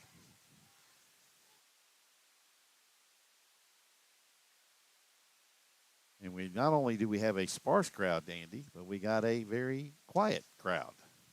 Yes, they're down 20, or down 20 to 14, but the crowd is not too much into it right now. They're going to squib it. Comes down to Tomlin. He breaks a tackle, gets into the Ballard territory at about the 44, maybe the 43, and boy, that's an electric freshman. Yeah, that young man gets to full speed in half a step, and he doesn't look like it. He's got such a big stride. He was a hair away from breaking that sucker. They mark him at the Ballard 44. It's 1st and 10, Woodford County. In positive territory, and Justin Wertzler back in at quarterback. And Rab Alba is finally in at left tackle, 56, right here on the near side. Oh, and you have somebody who's been out for a little bit. It's one of those things where you want to get him up to tempo in the game, get him feel the game a little bit, and then get him out there and play. Oh, and Grayson Hodge is the quarterback, the freshman. He gives it off to Dumas on the dive, and he gets maybe a yard. It'll be 2nd down and 9. So Woodford County getting a freshman in there. This is the third quarterback we've seen tonight, and he looks like he's moving pretty well there. Well, he's an athlete. He doesn't have a particular position on the roster. Athlete. It's athlete. When you see the words ATH, that means he can play about anywhere on the field. He's doing a good job. He's doing a good job down there running the offense too. He's telling people where to go. He's talking to juniors, guys 2 years his senior. Yeah, he's got Dumas behind him, who is a senior. Yeah, he's doing a good job. Hodge up under center. They fake it to him. He'll run the right side, cuts it up, gets down to the 41-yard line. He's going to be only a gain of 2. It'll be 3rd and 7 now for Woodford County. That time he had an offensive lineman who wasn't completely sure what he was supposed to be doing there on the right-hand side. He's still got, when you see an offensive lineman get up, palms up, going, what? What just happened? He's not real sure, but his quarterback sure took a pop. Yeah, but I tell you what, he's a tough nut. He is a tough nut. It is 3rd and 7 for Woodford County. We have seen Wertzler. We have seen Coons, and now we see Hodge at quarterback, and he's telling those juniors and seniors, hey, you got Dennis Johnson going to call timeout because we had confusion. That's going to happen when you put 3 quarterbacks in all the way around. And there's still some offensive linemen who don't know what's going on. Well, it's 3rd down. And 7. 4.5 down by 6. Coach doesn't look too happy. He's agitated. And yeah, he's usually up there in the middle of the huddle with the offensive coordinator, Matt Pelisasas, but he has not gotten anywhere in the middle of the huddle. He's walking around the outside of the huddle. He's actually chewing on a few linemen as he goes around. He's pulling one at a time and pulling linemen and getting in their ear hole there. Yeah. I think, he just seems agitated. He's like, what is going on, guys? Get organized, play your game. Well, when you break a huddle and you got to move 2 guys from one side to the other, that means they were not paying attention in the huddle. Now, granted, Hodge is a freshman, but he has played in this offense for 2 years. And he's a quarterback. Yeah, he's a quarterback. He's the one supposed to be in charge. And he knows the formations. It is 3rd and 7. You have a receiver to the right, 2 here to the near side, and a wing back here to the near side. Dumas is the running back. They fake it. They run the option. Hodge will pitch back to Taylor. He gets around the corner, and he chose the wrong thing. Yeah. He should have gone inside of the block from Hellig. He had the block. Yeah, Hellig had his guy tied up, and he had room to run for the 1st down. And I don't imagine Woodford County will elect a punt here either. They're in 4-down territory with less than a minute left. He got 5. It'll be 4th and 2 for Woodford County from the Ballard 36-yard line. Each team with 1 timeout left. You got to give it to your big 240-pound fullback here, Dumas, to try and get this 1st down. They've given him the block, so. Hodge pitches back to Tomlin, cuts it inside, breaks a tackle. He's in the secondary, and he'll go free. Touchdown, Yellow Jackets. I'll tell you what, that was the gutsiest pitch I've ever seen a freshman quarterback make. Pitched it over the head of the defender. That young man. I was wondering if somebody saw it too. I wasn't going to make the call because I wasn't sure I saw it right. Oh, he put it between two helmets. I don't know how he. And he took a smack that any 15-year-old is going to take from a defensive lineman. And guess My what? Goodness. And Tomlin kept pitch relation the whole time. That's two freshmen, folks, making that play for that you. was one heck. That was a crazy pitch, and the kick is up, and the kick is good. And Woodford County leads 21-20. That little guy is. I'll tell you that what. Was a gutsy pitch. I do not want to meet him in a dark alley because you're not going to be the one that comes out in the positive. How would you like to meet him in a duel? Oh no, because he's not blinking. No, and there was no flinch in that freshman. Man, and he took the defensive. He took the defensive end and the tackle in the face there to make that pitch, but he makes it at a moment when all of the blocks are making contact, are hitting the point of attack. Yeah. And he makes that pitch at that specific moment. So Tomlin, as soon as he catches the ball, everybody's making contact at the moment he's touching the ball. Yeah. And he's able to just break that downfield. Well, Tomlin broke a tackle right at the point of attack, and once he got space, it was see you later. He's got some speed too. Referee's trying to get Woodford County out of there. That's what I'm telling you. We talked before the game and said I need 60 seconds between timeouts for commercials, whatever. And it's like all of a sudden the officials see, okay, we're at 8:18 in the evening right now. Mm-hmm. We got to be back at the house tonight. Well, yeah, but guess what? Give me time to run, for us to do some commercial stuff here. But Woodford County, under freshman leadership. I'll tell you what, man, that was a gutsy pitch. Ballard creeping up here, and Ford has not shown the propensity to kick it deep, but I'd go ahead and bang it. And he's not going to. He's going to pooch it over here. And was that a fair catch? If it was, it wasn't a very good one. I didn't see a fair catch. No, that's not a fair catch. I didn't see. I hate to tell you. They're going to call a personal foul on Woodford, but it's the rule states. Now, I know this. He's got to have his hand up over his shoulders. This was just like waving it like this. He did not. They're saying he waved it up over his eye. I did not see that. See if you see it on there. That's what we're looking at here. Oh, he threw his hand out. It was out to the side. Was it up? No, it was left hand. Well, it's got to be a visible one. It's not a very good sign. No, he did one wheel with his left hand. Oh, that's not a good signal. Call personal foul on Woodford County. It's going to be a 15-yard penalty, and that to me, that is not a legitimate sign. I mean, you got to wave it. I mean, just that wheeling like you might be off balance. I mean, how's anybody going to know what it is when you're sprinting down the field? It's got to be a clear signal, and it gives Ballard the ball at the Woodford County 46-yard line. So that's a tough call on Woodford County there. Good idea from Campbell to try to call for a fair catch on that little pooch thing, but wasn't a very valid, clear signal in my book. Woodford County just now has to play defense. They've got to cover their men here. They're trying to play loose. Irvin back to throw. All time, Woodford's only rushing 4. They finally get some heat on him. Got a hold over there on the far side. They're going to get it. Yep. They throw the flag? Yep. McKee was trying to get free to pursue, and the left tackle just wrapped him up. When McKee went out and you saw the jersey come out, that is Ricky Wilson, a junior, that was tied up with McKee. Oh, wow, that's a big 10-yard penalty, Darren. That's was the pass completed? I didn't see. Yeah, he caught the ball. Okay. So that's a big penalty because that takes the ball back to almost where the original fair catch was made, about 7 yards ahead of it. So it's 1st and 20 now with 48.7 to play, and Woodford County up 21-20.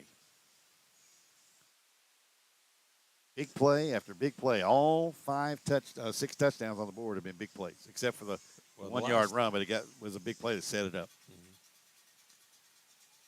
Trips here to the near side. One back to the far side, the short side. Weiss to the left of Irvin. Irvin looking for the wheel route Weiss again. out there. He's in trouble. Dumas is after him. And the throw is caught, or is it? We have a flag on the play. The ball was caught, but I thought he was out of bounds. Yeah, are they going to call that roughing the passer? Are you serious? Nope, that's a. He got 9. It'll be third down. No flag. That is second down and 9, or second down and 11. Excuse me. Interesting. Well, that's a towel over there. I thought it was a flag too, just where it's laying. They give it off to Weiss. He'll cut it up in there. Hodge has him. Ballard knows they're going to get the ball back, and they're only Yeah. down by 1 point. So They're going to call their last time out, though, here. Oh, that's interesting. Interesting. That's something that the defense for Woodford County should take this timeout personally. Yeah. Because with 29 seconds left, you're up by 1. This means Ballard wants to score going into the half and get the ball back. The defense needs to take this timeout personally. This is a lack of respect for Woodford County. Well, and defense. You understand Ballard wanting to try to get the lead and get the ball back to start the second half. Sure, you do. They run it straight ahead, knowing that they're going to have to call timeout if they don't get the big Right. play. So now this is where if I'm a coach, I'm going in there and just saying they think they can score on you. Right. And now you got to take it personal. Yeah. It'll be 3rd and 6. Whether you have a specific vehicle in mind, want a little help finding a great vehicle to suit your family needs, or just toying with the idea of trading in your current one, then contact Woodford Car Company. At Woodford Car Company, they want to make the car buying experience as painless as possible, simple, and fun. Stop in today at 404 Lexington Road, Suite 101, or call 859-413-4218 and let our seasoned sales staff help you with your shopping needs. It'll be 3rd and 6. Ballard is out of timeouts. And Irvin with Weiss to his left. You got to watch Weiss on a counter play here if you're Woodford. They fake it. Irvin will roll left. He'll throw on the under route off the hands of his receiver. Yeah, the ball's out of bounds. And that thing was a bullet from Irvin, too. Now, 3 people touched that ball before it hit the ground there, Darren. That was a heck of a throw. But 4th and 6. That was Dalen Thompson who he was trying to hit, but Thompson only goes 5'8". Yeah. And he stretched as high as he could get it, and it went off his hand out of bounds. But Woodford County here now, Darren, 4th and 8. electing to keep the ball in front of them, which they should do, keep the score from happening. Late switch out. Yeah, Dumas will come in for the other Dumas, brother for brother. So it's 4th and 8 from the Woodford County 42. 23.2 seconds. Clock arrested with the incomplete. Irvin. And we have a timeout, Woodford County? Yeah. They didn't like something there. Well, they didn't, but Ballard was taking an awful long time to get the play off. So both teams out of timeouts now. That's tough because now you give Ballard a chance to go over here and reconfigure something. Well, Coach went over and talked to the White Hat there for a second. I think there may have been a Woodford County player either offside that was about ready to get called, or I'm not sure exactly what happened there, but Coach may have had to call that to avoid a penalty. Right. Woodford County High School football brought to you by Cindy Sherrock, Rector and Hayden Realty. If you want to buy or sell a home, go call Cindy Sherrock. She's a hometown girl, born, raised here in Woodford County. And go see Cindy, and they'll help you out. Also by Dairy Queen, where happy never tasted so good. I mean, I'll tell you what, get you a Blizzard or a banana split. And back in the day, I remember the Mr. Misty floats, the Coke floats. They don't make a Coke float anymore. I asked to give her a Coke float the other day, and they had no clue what I was talking about. And then you remember the foot-long hot dogs that they had there, and they don't have those anymore. Well, they've got some good stuff. They got some good stuff, though, and be interested in stopping by today. 4th and 6 for Ballard. They bring everybody in a little bit more in a bunch formation. 2 receivers to either side. Irvin with Weiss to his left. High snap. He'll bring it down. Jackets, they knock it down. It goes deep for Stevens. Off his hands, incomplete. He got behind. Yeah, he had Wyatt his man, Peters. He had his man beat. Now Woodford County, what are they going to do here? No timeouts. You think they just run the clock, Well, here's the thing. or do you run that option again? Well, you can run the option again, number one. But we go back and remember a play that made Herm Edwards famous as a player in the NFL. I'm talking about the former Philadelphia Eagles coach who's famous for a lot of other things. Yeah. But famous as a Philadelphia Infamous. Eagle for picking up a fumble handoff from a Giants quarterback to another Giant player. And I don't know who those guys were, but all the Giants had to do was take a knee. But they tried to hand it off, and they lost the game because of that. Oh, they got Wurtzler back in the game. Now, Wurtzler at quarterback. And The they're running going Twins. back is Preston. Wurtzler back to throw. Steps up, guns it sidearm to Tomlin, who gets and will get out of bounds with 7.3 to play. Boy, that was a heads-up play by Tomlin. 32-yard pass from Wurtzler to actually, 32-yard pass from Wurtzler to Tomlin, and that thing was gunned with the sidearm from Wurtzler. Yeah, I think you throw to the end zone if you're Woodford here, and give Ford a chance at least maybe to get. Well, 7 seconds is almost 2 plays. It really just depends. Yeah, it depends on where you get. Wurtzler back to throw again. Looks out to the Oh. left. Oh, my goodness gracious. Wow. Almost picked off, and Wurtzler never looked it off. Nope. And the pass was almost intercepted. That was David Culley, a 6'3.5" sophomore. They're gonna kick for this one, Darren. Yep, and it is going to be a 44-yard field goal if they put it down at the 34. Is Logan Ford. He's got the leg. He's got the leg here, Darren. I just don't know if he's got.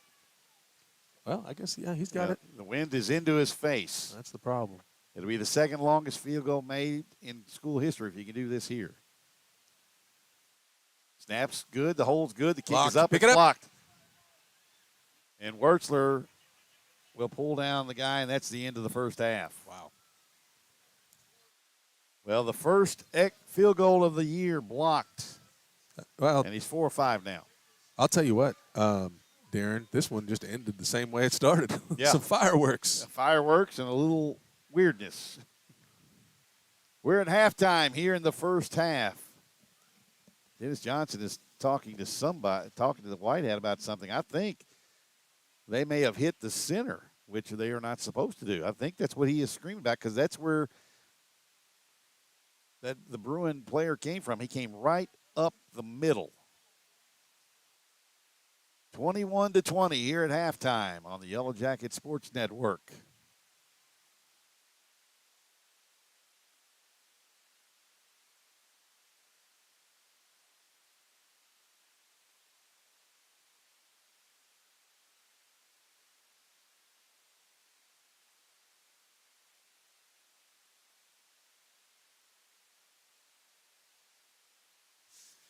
As you look down the field here tonight, as you look down, this is the October being the entire month of breast cancer awareness month, and the Jackets and Woodford County paying homage to those that have fought and won against the battle of breast cancer being recognized on the field tonight. And I believe that they're talking about that cancer walk that will take place tomorrow, I think. So that's coming up tomorrow or coming up sometime here in the near future. I'll give you a date as soon as I can get that. But congratulations to all those ladies down there that have fought and won against breast cancer.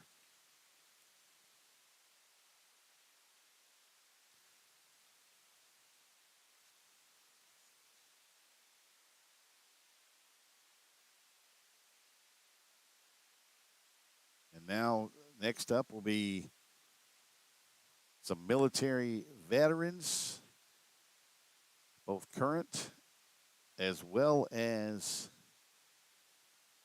retired. And they'll be representing both sides of this game tonight, Ballard and Woodford County. We have several National Guardsmen here tonight with their equipment, and we have some veterans as well.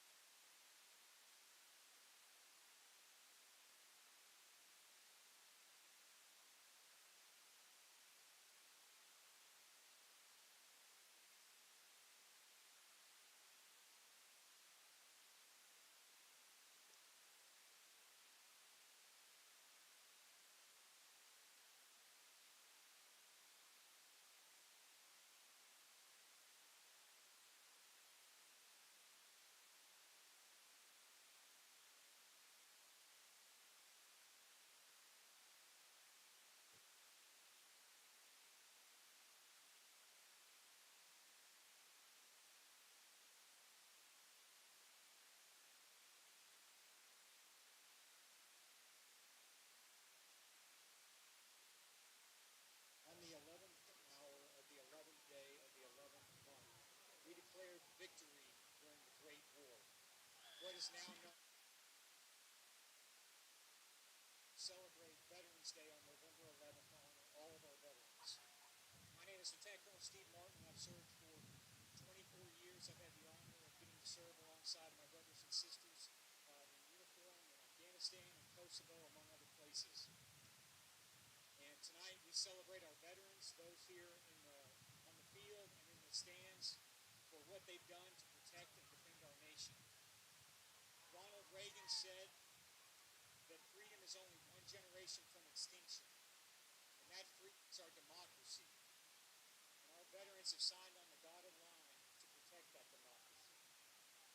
And we as a nation owe an incredible amount of gratitude now, forever, for what they've done to help protect what we get to have. So for the folks who are in the Army, the Navy, the Marines, the Coast Guard, and now the Space Force, we salute them, we recognize them, and we honor them. And I would be remiss in not recognizing our family members, those reservists who deploy, carry a great burden, and their sacrifice is more than most. It's more than the soldiers and airmen and Marines who are going over. At this time, if you're a veteran, if you could stand or able to raise your hand if you're in the stands.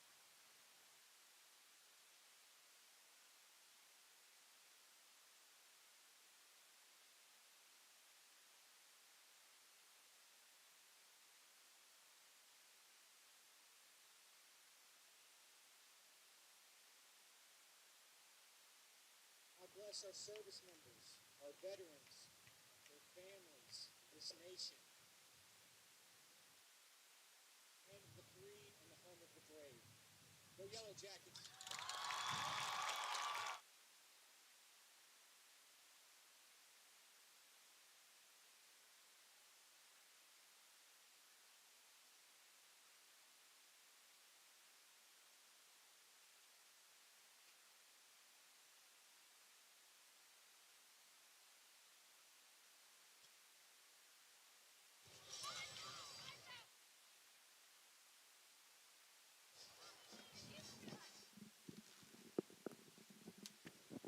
Hope we were able to catch some of that audio, but Lieutenant Colonel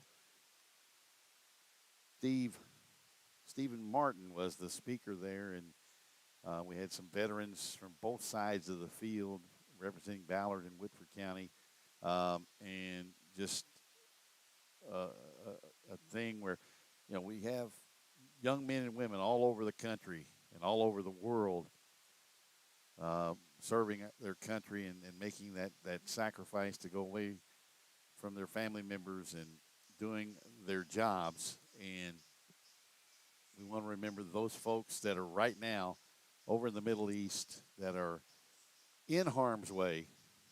And we want to remember those young men and women that are over there right now. And fortunately, they're not in action right now, but from all indications across the news, they are having some stuff lobbed at them. Fortunately, our Navy is over there in support of them and doing some fantastic jobs and things like that of knocking missiles down. So keep all those folks in your thoughts and prayers, but also keep the families here at home in your thoughts and prayers as their loved ones serve our nation. Veterans Night here at Woodford County's Community Stadium. At halftime, it's Woodford County 21 and Ballard 20. About 8 minutes away from the opening kickoff of the second half. Also want to thank Judge Executive for Woodford County, James Kay, doing all the work for Woodford County's now and the future. And he's working for all folks of Woodford County. James Kay, a proud sponsor of Woodford County Sports here on the Yellow Jacket Sports Network. Also, this is the Woodford County Public Schools High School Game of the Week. Woodford County Public Schools continues to invest in their students by giving them the tools to have a lifetime of success through Portrait of a Learner, which is a set of 5 competencies to help them reach that success. Those competencies are resilient learner, empathetic communicator, reflective collaborator, responsible contributor, and creative problem solver. WCPS believes strongly in the importance and significance that the Portrait of a Learner will play in the education of its students and is eager to embrace and implement this program as Woodford County Public Schools continues to be a place where kids win. Also by UK Sports Medicine, when it comes to sports injuries, being seen quickly is vital to getting back in the game. UK Healthcare's orthopedic surgery and sports medicine program offers walk-in access to sports medicine specialists at their Turfland location on Harrodsburg Road. The walk-in clinic is open from Monday through Friday from 8 a.m. or 7 a.m. to 8 a.m. with no appointment necessary. If you have any questions or wish to schedule a sports medicine appointment, call 859-218-3131. UK Orthopedic Surgery and Sports Medicine, the official healthcare provider for UK athletics. Also want to talk about Jack Kane Ford, where there are many things that set that dealership apart from all others, including the no-hassle, no-pressure environment when you go car shopping. The friendly sales staff makes sure you find the right vehicle for you. But above all else, Jack Kane Ford provides high-quality service, and that's what makes them one of the best dealerships in all the country. So stop by today at 3405 Lexington Road or call 859-873-6666. Jack Kane Ford, where service isn't just lip service, it's practiced every day, and they have been selected by Herald readers as the #1 domestic car dealership in Central Kentucky. And oh, by the way, I learned today about Jack Kane Ford. For the last 30 years, they put together care packages for our military personnel all across the world. So go see Jack Kane Ford today. A day is best started with a full stomach. And I don't know about you folks, but I like to eat. And with a full stomach, your day gets started off on the right foot. You can go to J&B Marathon Cafe today and get their biscuits and gravy, BLT, served 7 days a week by the friendly staff down there at J&B Marathon. You can also buy their turkey meal for Thanksgiving. You can either have it roasted, fried, or smoked. I recommend the smoked turkey because we got that last year. We're getting it again this year to take down to Kelly's family down in Louisville. We're going to celebrate Thanksgiving down there. It is going to be fantastic because if our brother Kirk gives it 2 thumbs up, then you know it's good. But you get about a 20 to 22-pound turkey. You get the fixings on the sides. You get green beans. You get mashed potatoes. You get stuffing. And you get rolls to go with it. You get the gravy also, too, by the way. and it is fantastic. Go see today and make your order for Thanksgiving. It's not too early to make that order today at J&B Marathon Cafe. 200 Lexington Street, by the way, is the address. Halftime, Woodford County 21, Ballard 20. Back with the second half on the Yellow Jacket Sports Network.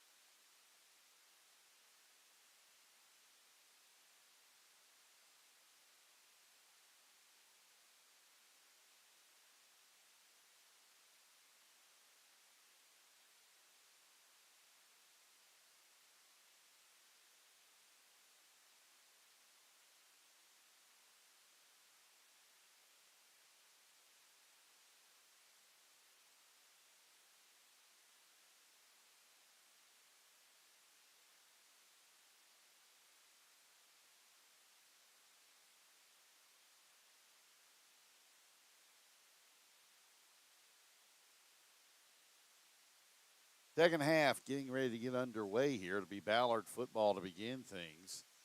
Woodford County leads here at halftime on a 38-yard touchdown pass from Justice Wertzler to Dorian Tomlin to take it to the house. The extra point by Ford was good, and we're up a point. But, man, that's first half, Andy, had, I guess, what you would call a lot of weird things happened. Yeah, it was strange, man. It was a strange start. It was a strange, jumping into it like that early on, going up 2 scores. Yeah. With 2 big plays. And then finishing the half that same way. And you don't want to give Ballard the ball back like you have to right now in this situation. Well, Woodford County was trying to go up by 4, but they had the field goal blocked to end the first half. Coach Dennis Johnson upset at the end of the first half, went to the White Hat to argue. He thought that the guy who blocked the field goal came over the center, and he's not supposed to touch the center. I think that's actually exactly what happened there, Darren, too. He got in there in a big hurry. Oh, yeah. Did come straight over center. And as far as at least that's what I saw on our pseudo replay here. Yeah. Well, Stevens will be the guy here on the near side. It looks like Thompson on the far side. Ford will kick off. And he'll pooch it over here to the near side, and it goes down to a Ballard player at the 48. Boy, they do not want to kick it deep, does Woodford, but I would take that pooch kick down to the 30 instead of giving them an extremely short field to go on. Yeah, especially a team like Ballard that seems to want to go to the run first. Yeah. Don't give them the opportunity to do so. That is a very short field to go for Ballard right now. They'll start at their own 48, 1st and 10. Big play after big play. Weiss with a couple of touchdowns, one through the air receiving. The other one a big run right up the middle. The other one a 1-yard run by the quarterback, Irvin. Difference of the ball game is a missed extra point. Irvin gives it off to Weiss, running up the middle. He gets hit. Still on his feet. Breaks his tackle, gets out in the open. He breaks another tackle, and he gets down to the Woodford County 41-yard line. That is absolutely just no other way to put it, Randy. Horrendous tackling. That was bad tackling all the way around. Man. You have the man bottled up, and everybody stops playing. You can't do that, especially against these. Like you pointed out earlier in the game, Darren, these guys are running angry, and they're not going to go down with just somebody saying you should be down. Yeah, why? Suggesting. If you suggest that they might say that they might be down here because we covered up the play, you got to finish the play. He reeled off 11.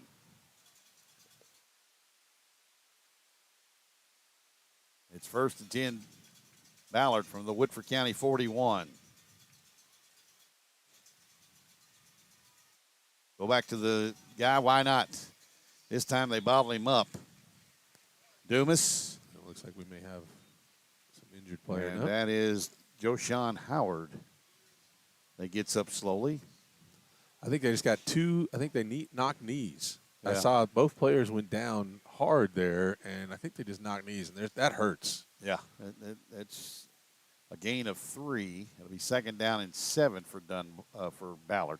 Yeah, I'm going to keep calling them Dunbar because of those black helmets. Tell you who they look like. They look the style of uniform Ballard has looks like South Carolina. Yeah, they do. That color, that deep red. Yep, and that black garnet with the emblem on the side. They give it off to Edlin running left. He cuts it up, breaks the tackle, and he's gone. 10-5, and he lowers the boom, and he got in. Touchdown. 26-21. Woodford County, now to quote Bull Durham, was just lollygagging on that play. McKee tried to set the edge, and I thought he got held again by the left tackle because as he tried to disengage, that jersey twisted again. Yeah, well, you're not going to get that call every time because you could call holding on every play. Yeah, and you don't have, again, there's at least 2 missed tackles there on the end, and then just getting knocked down. Woodford County coming out playing flat. And they blocked this one, too. And coming from the edge was Justice Wertzler, and another extra point missed. And that's on the protector on the right wing side. He never touched Wertzler. I'll tell you what, in this game, 2 extra points could be the difference in the game. Could be the difference. 26-21. They gave it to Dorian Tomlin, but that was all Justice Wurzler coming off that left side.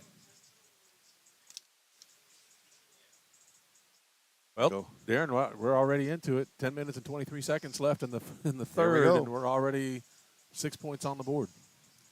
Well, and that took 4 plays for Ballard. And, again, a run by Weish, not real good tackling, and then really poor pursuit from the Woodford County defense.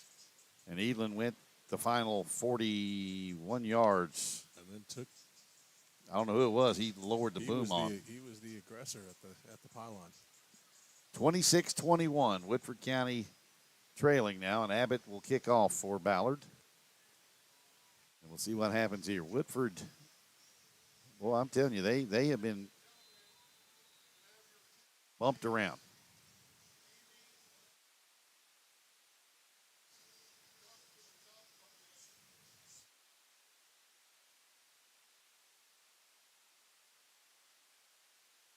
(26-21), Ballard on top here in the third quarter.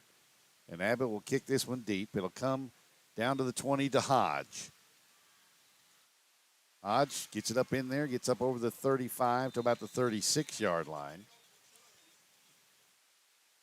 And boy, all he needs, if he can get one block at the point of attack, he is elusive in the open field. Now, whether he can outrun some of these Ballard coverage guys, I don't know. Speed. But I'd like to see him out in the open field and give it a shot. Alan and Darren getting across the 35 to the 36-yard line. That's a good return for Woodford County. Their offense just now has to step up and play their game. A 16-yard return, and Woodford County goes back at quarterback with Grayson Hodge. And all 11 guys within about 8 yards of the box. Taylor in motion. They give it off to the fullback. Is that Preston or is that Dumas? 26. That's Preston. Davion Preston, and he gets up to the 40. Got 4. That's a tough run there by the senior. Looks like Woodford County may be happy with a 4-yard gain of play here. If they're going to come up in that kind of a tight formation and invite Ballard into the box, that's a speed neutralizer, Darren, if you can get 4.5 yards. 4.5 yards and a cloud of crumb rubber. Yeah, we can't say dust anymore. Nope. At least not on this surface here. Gain of 4, second down and 6. In motion is Tomlin. They pull it. Hodge runs the option, goes around the corner, gets up to the 48-yard line, maybe the 49. It'll be a gain of 7 and a first down, Woodford County. Or do we have a hold back here? What do we got? I don't know. It shouldn't have been a hold. I think that was a well-run play. Let's see what they got here. Let's see. We have a flag on the far side. Very well could be a hold on the outside. Well, I tell you, it takes a white hat forever and a day to get over here to tell us what he's going to do. Yeah, if they're worried about time, I'll tell you. Oh, 2 hands behind the back. I didn't see the signal. I don't know what that is. Here. Yeah, I don't know what that is. Be right back and get the call. Now, see what we got here. I'm sure we haven't seen that before. It is a 5-yard penalty. Gives Woodford County a first down. Never seen 2 hands behind the back. 9.5 minutes to play in the third. Woodford County 1st and 10 at the Ballard 47-yard line. Sideline interference. Oh. They pitch back to Tomlin, running left. Boy, if he cut it up and kept going straight, he had a lot more yardage than the 3 he got.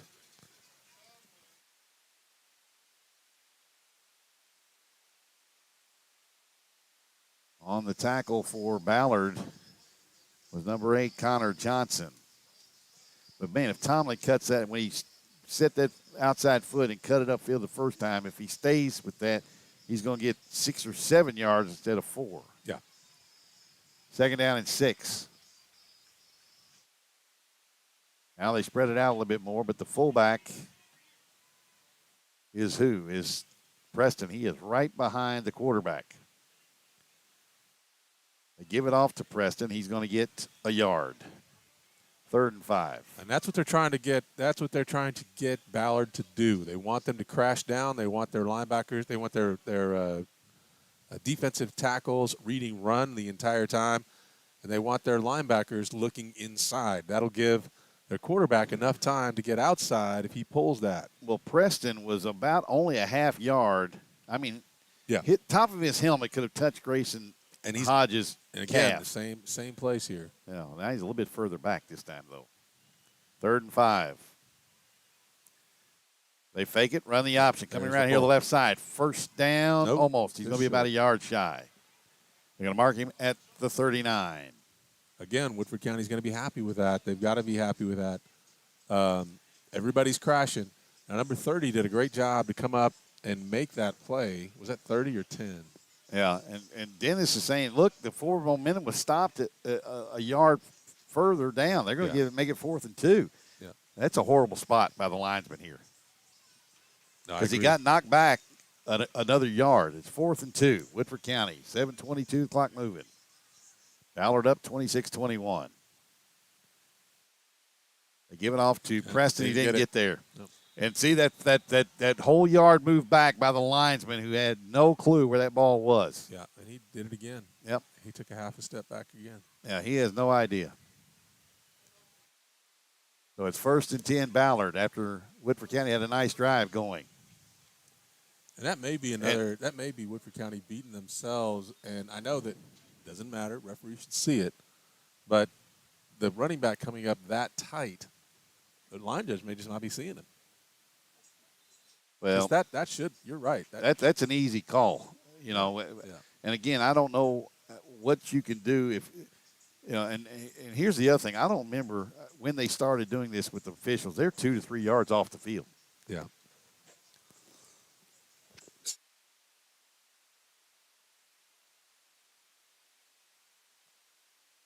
So it's 1st and 10 Ballard from their own 39-yard line. Irvin throws out in the flat. That's incomplete. I'll tell you what, the left side of that Ballard offensive line, the left tackle, is moving all over the place. He's lifting his head and pulling his arms up and down. That should be a procedure penalty. He's done it now the last couple of times, and you watch 57's back, Darren, on this. He's kind of hopping. Yeah, and yeah. They huddle with the running backs in the line. The receivers stay out wide. Twins to the far side. 2 running backs in the backfield, Weish and Edlin. Irvin fakes it, keeps it, goes right up the middle. Yep. Big hole. And it's a 1st down for Ballard. Wyatt Peters on the tackle. And it's another big gain for Ballard. 7 minutes exactly now. And Ballard back in Woodford County territory at the Jacket 39, leading 26-21.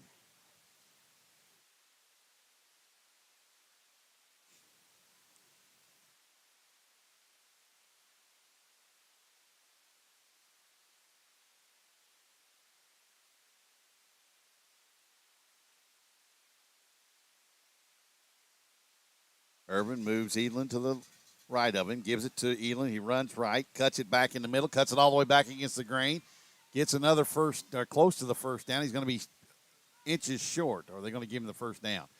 I'm going to say he's got a right-footed spot by this linesman over here, and he's got it. It'll be 1st and 10 for, they're going to give him inches shy.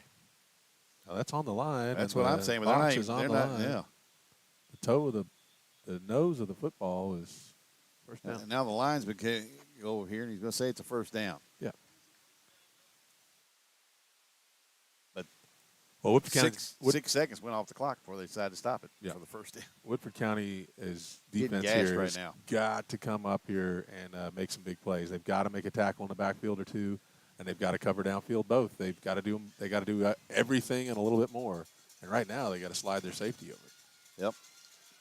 Trips to the right, or to the left, excuse me. They fake it. They throw out here in the flat. It's over the head of the receiver, Thompson, who says it's my bad. That's not Thompson. That is 17. That is Alpha Seca.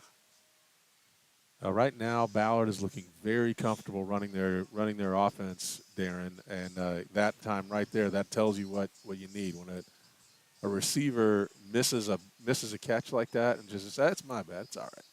They're way too relaxed running their offense. Yep, it's second down and 10 from the Woodford County 29-yard line. A late substitute on for Ballard. Hockensmith comes out.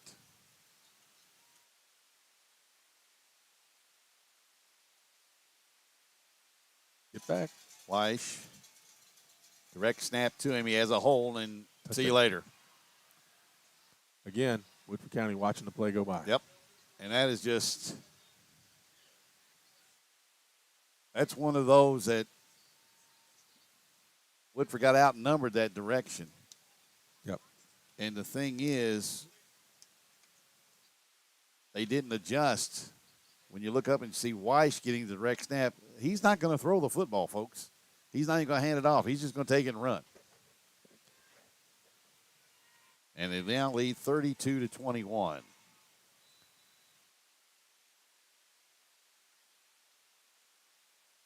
And make it 33-31 as Abbott knocks the extra point through.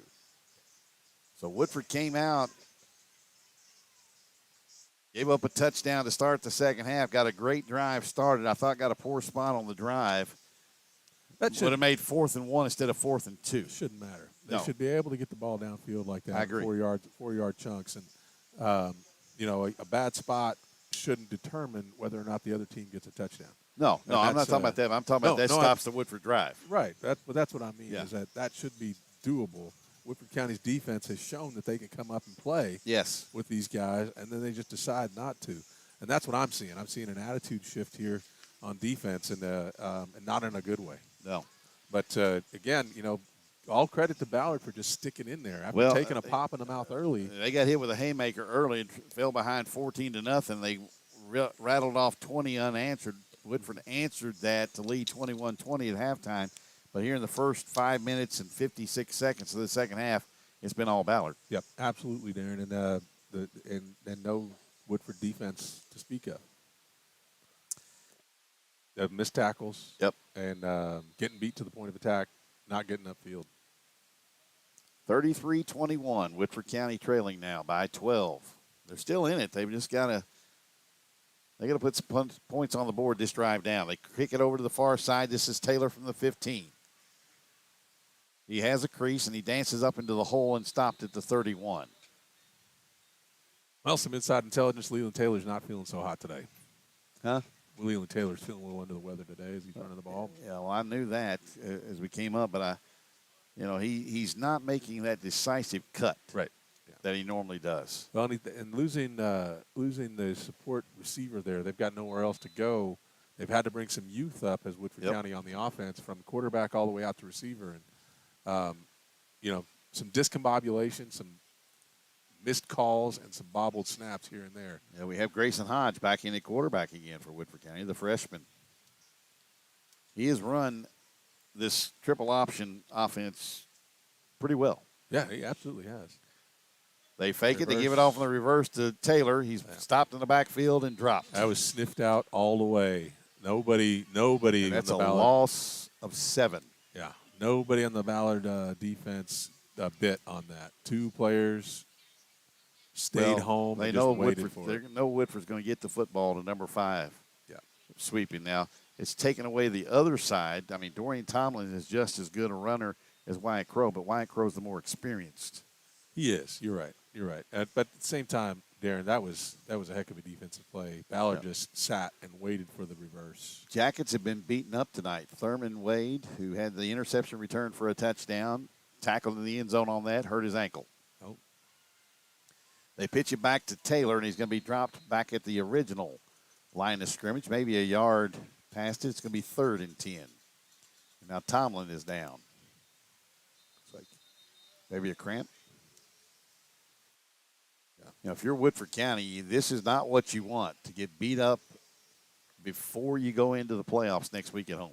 Yeah, they've got some. Yeah, you're exactly right. We have some injury issues anyway right now. You have Makai Smith, who has missed every game since game number 3. He was injured during the summer, tried to go, made it worse, has had surgery on his knee. He is probably done for the year. And, well, I won't say probably he is. Samuel Garrison has been out since the South Oldham game when he went down with that knee injury.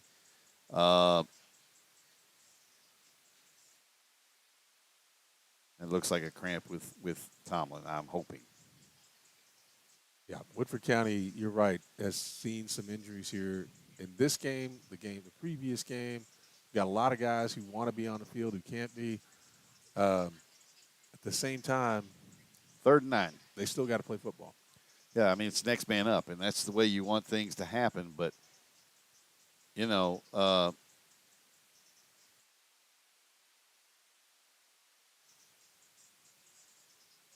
if you're Dennis Johnson, this is not what you want. That looks like a cramp. Or maybe, I know Tomlin had a problem with one of his ankles. I don't know which one it is. Looked like he's having a little problem with the left one tonight. That could be the one he's had issues with a little bit earlier in the year. 3rd and 9. Wertzler back in here. The quarterback. Well, it's a dead giveaway. What Woodford's going to do, they're going to throw it. Mm-hmm. Preston behind Wertzler. Wertzler back to throw. Throws out here in the flat to Taylor. Taylor cuts it up, and he's going to be dropped at the 34-yard line. 4th down. Boy, Woodford's offense has stalled, and it's some of it's due to their own doing, some of it's due to the Ballard defense. Yeah, I mean, that Ballard defense is not it's unrelenting, to say the least, and now we got late guys coming off for Woodford County for the punt.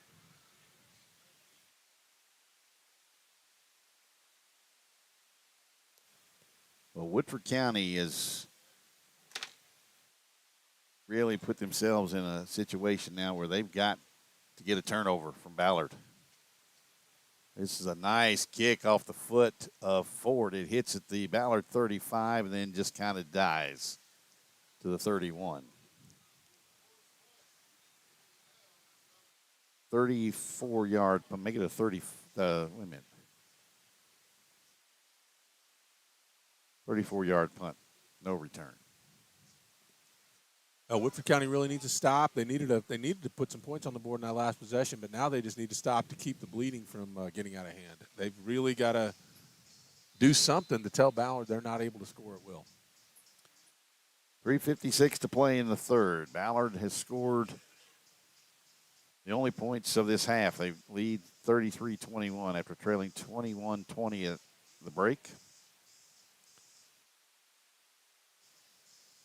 Ballard's going unbalanced here to the right side. Actually, they got 3 offensive linemen on this side. Yeah. They give it off to Weish. Graham Hodge has him and then drops him, kind of spins him forward for a yard. Had him stopped for no gain. You got a yard. It'll be 2nd down and 9. Brolowski now into that joker spot with Tomlin on the sideline. Reese Allen over here at the bandit spot. Somebody we haven't talked about, we had one call of Davian Sturgis.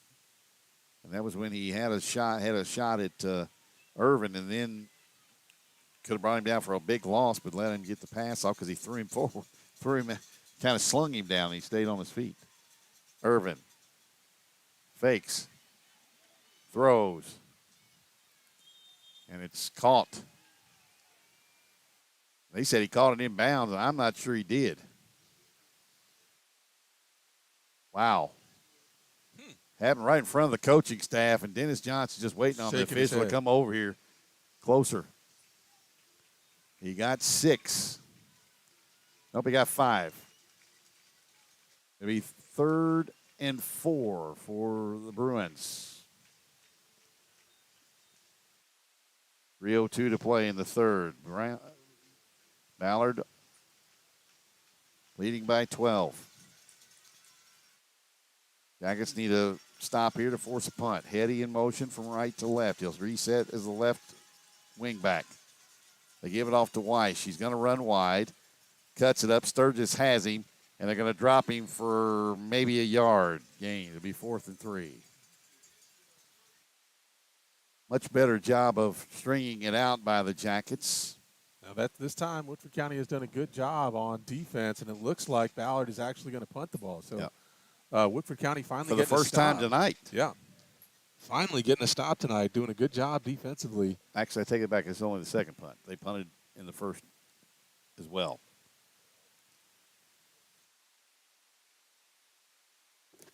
.223 and the clock moving. Ballard with a 12-point lead. They will punt it away. This is Noah Barnett, the punter. Woodford with nobody on the ground. What's the first time I've ever seen a guard move out? Well, he came in from the outside to try and bark a snap and get Woodford. This one punted. This is, now that is a legit fair catch sign. Down to the Woodford County 23. 40-yard punt. Woodford County's offense has an opportunity to do something big here at the 2-minute mark with the third quarter. Coach trying to get out there and get his guys excited about playing this game. 2 minutes exactly left in the third quarter. Woodford County's offense came out and moved the football on their opening drive of the second half. It was stalled after failing on a 4th and 2.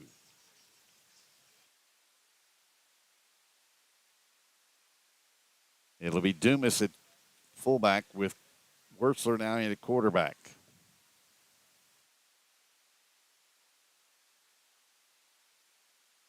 They're coming. Wertzler back to throw, and I don't know where that was going. It looked like Taylor was running just a little stick route, and he stopped about 8 yards in front from the line of scrimmage, and Wertzler expected him to keep going. 2nd and 10. Ballard's bringing late pressure. In other words, it's delayed from the linebacker spots.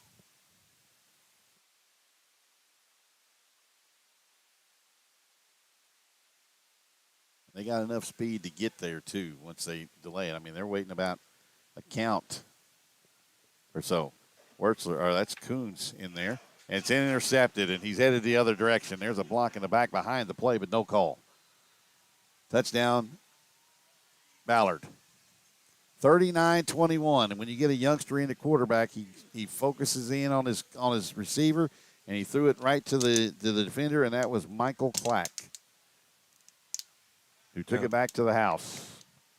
It's 39-21 now. Clack has kind of been all over this game tonight. He's done a heck of a job. That interception, he's had a couple of offensive plays that have been pretty amazing, and he's been a thorn in the side of the Woodford County offense all night. And Abbott will be on to add the extra point. Man, I'm telling you.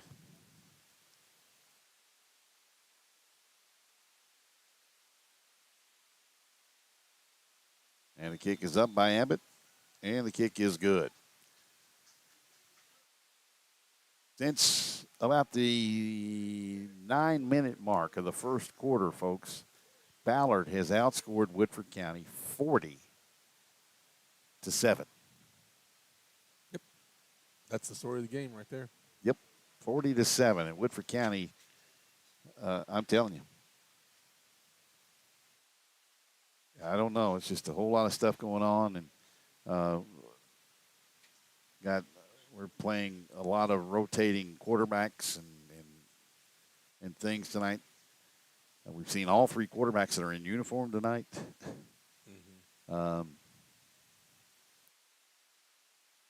Yeah, I mean, Woodford County's done everything they can. They've thrown everything that they have had. The only thing they haven't done is come out and played mean. Yeah, played with attitude, and that's it. Well, I told somebody tonight when they asked me how good's Ballard, I said, they're 6-3, but I'm telling you what, they are good. They're going to be athletic, and they will play aggressive. Yep, and all of those things are definitely coming around. Every single one. I said we got a shot, and we jumped out 14-0. I was like, hey, we're here ready to play, and since that 9-minute mark of the first quarter, Ballard has been the more aggressive, more hungry team tonight from that point on. Agreed. 1:50 to play in the third. Woodford County now trails 40-21.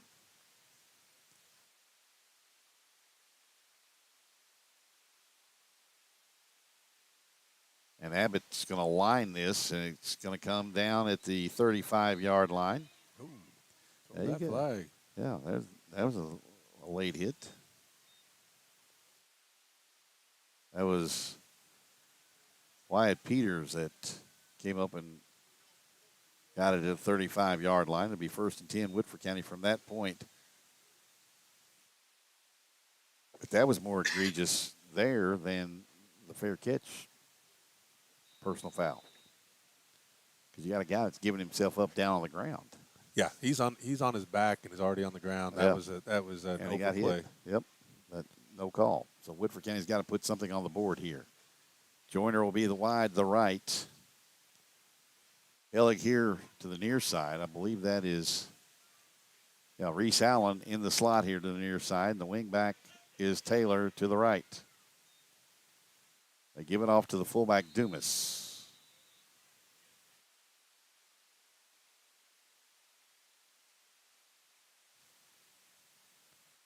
Got a yard. 2nd down and 9. Actually, they gave it to the 37-yard line, so you got 2. 2nd and 8. 1:28 to play in the third quarter. Woodford County trailing 40-21. Jackets in no hurry.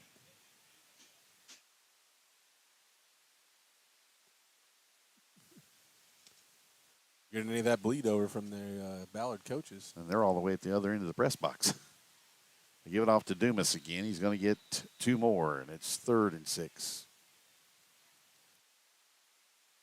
A little bit extra over here with Hellig. He blocking a Ballard player just and took his helmet behind the back of the helmet and threw him down. The back judge had his hand on his flag and didn't throw it. Yeah, I don't know why.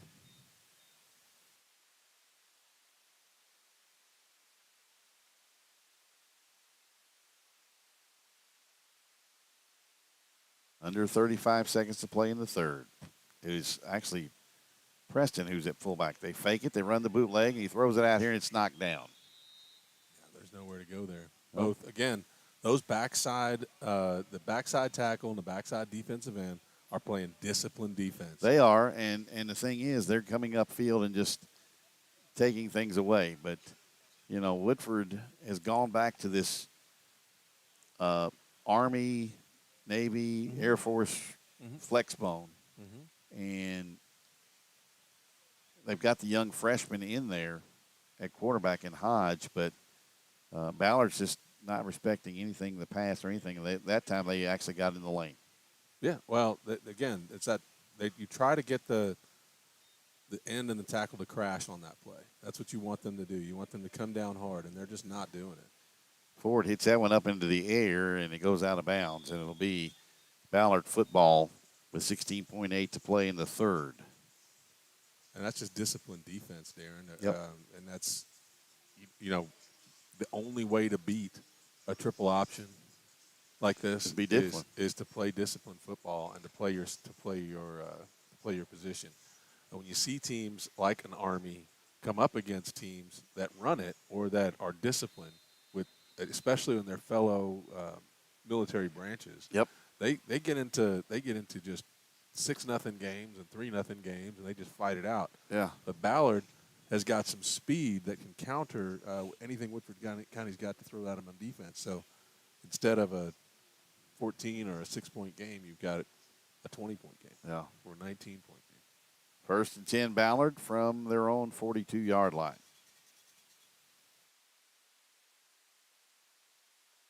New guy, that's Hockensmith in the backfield. They give it off to him. Big hole right side. And he's into Woodford County territory and gets inside the 40, breaks another tackle, and gets the first down. Again, with the trying to make a tackle and letting him go.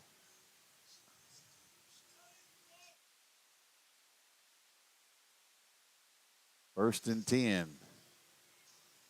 Ballard from the Woodford County 37. Davion Sturgis and Graham Hodge, the two junior linebackers, trying to rally their troops. They got a bunch of youngsters playing around them. Cobble is a senior. Cottle is a, let's see, I think that's Cottle down there. No, he's not in uniform tonight, is he? Trying to remember. Can't see that. 51 for Woodford. That's Hayden Smith. He's a sophomore. You got Joshawn Howard over there. He's a junior, but did play a lot last year. Is in playing. So they've got some guys, and Ballard's going to call timeout. Now, Ballard really wants to put some scores on the board here. Yeah, They're calling timeout up 19. They really want to put some points up here on Woodford County. Oh, yeah.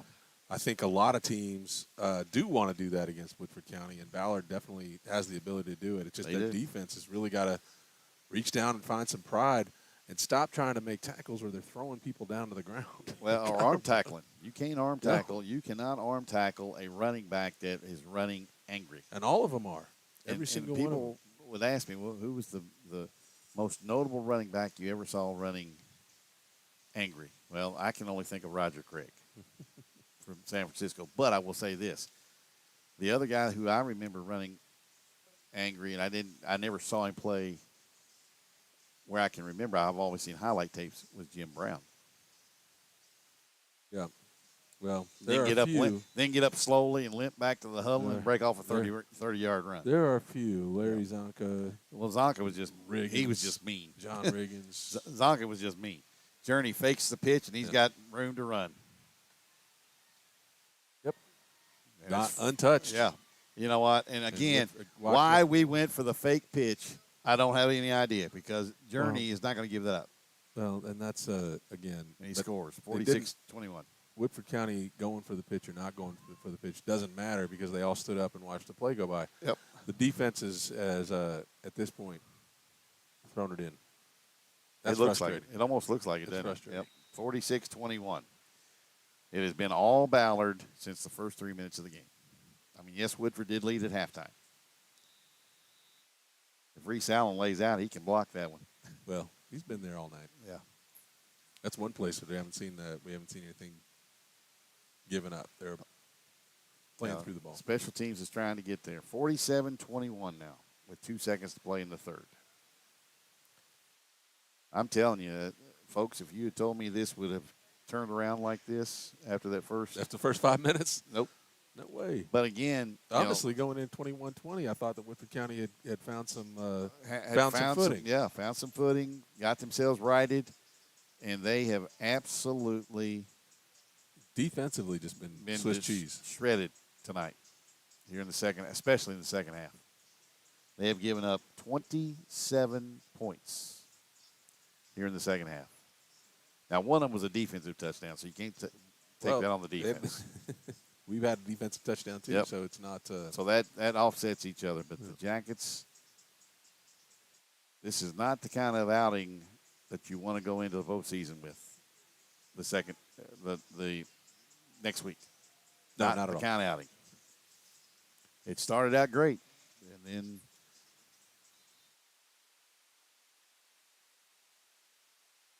went to the sewer right after that.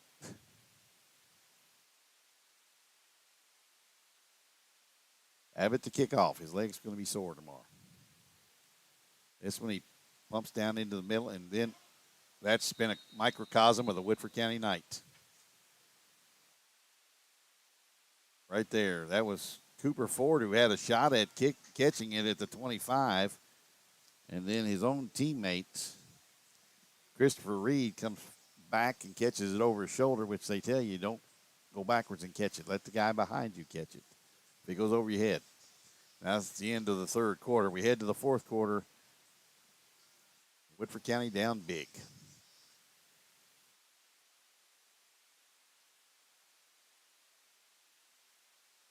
Coach Johnson out there trying to get the guys get their heads right for this fourth quarter. Yeah, he's right now doing some searching. He's looking to see who might give him an effort here in the fourth quarter. Right now he just wants to see who's going to give some effort to you. Yeah, this now we're in building mode. They're looking for the personalities, looking for the guys who are going to reach down and grab something and find some heart and reach deep into their souls and find any kind of pride that they've got to finish out this game. And that's a tough spot to be for young men, but it's definitely Well, this is definitely a learning opportunity. This is what they call a gut check time. 100%. Hodge back in at quarterback. He'll have his older brother Graham behind him. We go back to that flex bone look. Taylor in motion. They fake it. They run the Reverse balls on the ground. And it was going to Hellig, and Ballard's got it. That was headed the other way. They had it set up pretty good, Yeah, and it was Woodford wide turns open. it over for the second time tonight.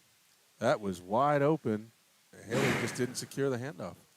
Man, just that was going for at least 15 yards, maybe 20. And it just, talking about the wheels falling off. They have not only gone flat, but they have totally come off. So now Ballard has an opportunity here to go up 26, to go up. They could go up 34 here if they get a touchdown. Yeah. And looking for, they could be looking for a running clock here. It really just depends on. It has to be 36. So yeah, they could get 35, but if they go for 2, but they'll still be a point shy. They fake it. They run the wheel route over to Hawkinsmith. That's incomplete. That is a play you run if you are trying to get that 2nd and 10. They had him open. Yeah, the quarterback kind of didn't get he didn't step into it. Well, and he didn't get his footing right on this turn. That's got to be a much more decisive turn to throw that back. You can't turn and try and throw it back over your shoulder. Over your head, like unless you're Jared Lorenzen. Yeah. 9 times out of 10, he came up smelling like roses. The other one, it was disastrous. He was just not under. He just didn't have a stable base to throw that ball. That was kind of a half boot throwback the other way, and they had it open. 2nd and 10. Blitz coming. They pick it up. Yeah, he kept it. And he's going to step inside and get down inside the 10. It's the 1st and 10. Tell you what.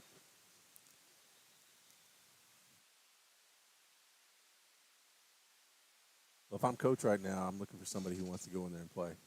Yeah. It's 1st and goal from the 8 for. I'm asking my guys who wants to play football right now. Yep.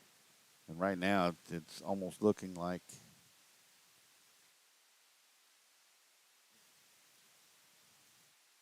Ballard can name the score. We got a Woodford County player down. Can't tell who it is. They're going a cramp. On the far side. They're stretching a cramp out. Yeah. Can't tell who it is, but Woodford County, man, they have just fallen apart here in the second half. They've been beaten up. You got a couple of guys out. We have not seen Dorian Tomlin back on the field since he was shaken up on the far side of the field in the 3rd quarter. You already come in with some others out. Leighton Starks is not in uniform tonight. Mackay Smith is out for the year. Samuel Garrison may be out for an extended period of time. That is Wyatt Peters. Yeah, he was being stretched like a hamstring cramp. Yep. I'll tell you what. One thing that Ballard is tough, and they are playing football in a manner that tonight they're just beating people up right now. Yeah, they're playing in a way that honestly I'd love to see teams do this, where they just come out and they demoralize up front and they hit you harder, they smack you in the mouth. And like I said, they're not overly huge up front. They are good sized, but not huge by any stretch of imagination. And they are just imposing their will up front on the Woodford County front. And running through tackles, it's just. Sam Hash coming in late. They fake it. Nope, they pitch it. This is Thompson. He's going to be dragged down from behind right at the line of scrimmage, and we have a flag on the play. Away from, is that a flag? No, it's a football being thrown over there on the far side. I thought I saw a flag from the linesman. Some kids See it over throwing in the ball corner back over and there? forth, yeah. 2nd and goal from the 8-yard line. Well, Woodford County not hopefully going to give up any points here. As a late substitution here for Ballard. Looks like they're going to go big. They got Journey Weish, their star tailback. It's taking a long time. Yeah, and this is the right thing to do for Ballard is just to go ahead and just say, we're going to beat you up front again. Man, they're taking a long time. That's longer than. The back judge isn't counting them out. No, yet. he's not. That's a long time. They pitch back to Journey Weiss. He's going to throw the halfback pass. Good job, and he's open in the end zone. Throws it above the intended receiver's head. That is Stevens. We have a flag on the play on the backside here. Probably a hold. Let's see what we got here. Looks like it's going to be a hold on Ballard.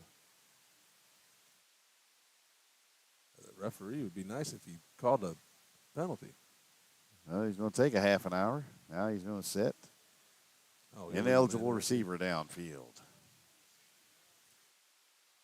Well, last game, 2 games ago here at Community Stadium, it took forever for the officials to signal. Well, actually, they never gave any signals. Two games ago. Then last week, their signals were so hard to see that you couldn't see them. This guy takes forever to make one. It'll be 2nd down and goal from the 13.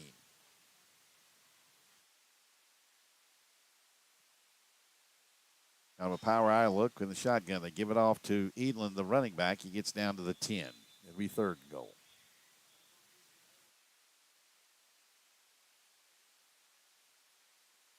Now Dumas is going down with he took a shot to the hip. It looked like he took a helmet to the hip. Smith will come in and replay. Nope, he says, I'm fine, go on out. Tell you what, you get a helmet on your hip, that hurts. And yes, you have a hip pad there, but those things aren't. No, anymore they're just not. They're not almost non-existent. I don't think they have them in the hip things. I think most players now wear those girdles with everything already in there. Yeah, and they're not. They're not much to them. Not much there. 3rd and goal. Irvin with Edlin to the right. He has twin receivers to either side. He's looking down the middle. He throws a howitzer over the head of Edlin, who'd come out of the backfield. Actually, that's Hetty, the tight end. And now Dumas is down again. Dumas is saying that he was twisted up. And now he's down and writhing in pain. And Woodford's training staff has been very busy tonight. 4th and goal. And this is not the way you want to go into he got rolled up postseason. on. Dumas got rolled up on from the backside. A lineman. Yeah. The back tackle just rolled right back on top of his knee. That's he probably heard a pop there and then it was sprain or something on his ankle. Yeah. But he got rolled right. Well, he had just on. gotten hammered in the hip with a helmet the play before. So he came upfield really well, and the tackle, the right tackle there, just rolled backwards into him.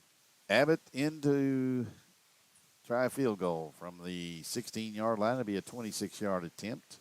Woodford County not doing a bad job here, and Ballard for the first time tonight really showing some, uncertainty on offense. Yeah. Abbott from the near hash here. Snaps a good one. And the kick is up, and it just got inside the right upright. And it's 50-21 now in favor of And that's the most points this year Woodford County's given up. The last time they gave up 45 or more in the opening game of the season. Actually, they gave up 40 or more, 41 in the first game. And lost 40-28. Tonight they give up 50 to a really, really good Ballard team who's come in and averaging almost 46 points a game. So they've met their average. Woodford now has to get through the final 9:18 of this game. And to be honest with you, they got to do some soul searching before next Friday night here at Community Stadium in the first round of the playoffs. Yep. Got to figure this out. They got some guys banged up. We got some guys that probably are not going to see action next week. I don't think Thurman Wade's going to be back. He may show some miraculous healing powers or not. I don't know. We'll see. And they're going to pooch it. Comes down. And it's caught by Jointer, who will get up over the 35 to the 38-yard line. It'll be 1st and 10. That wasn't Coulter that kicked off that Abbott. That was Carter Humble. He and Abbott both are freshman place kickers for Ballard. 1st and 10, Woodford County from their own 38-yard line. And we're going back with pretty much the starting unit, going back to Grayson Hodge at quarterback.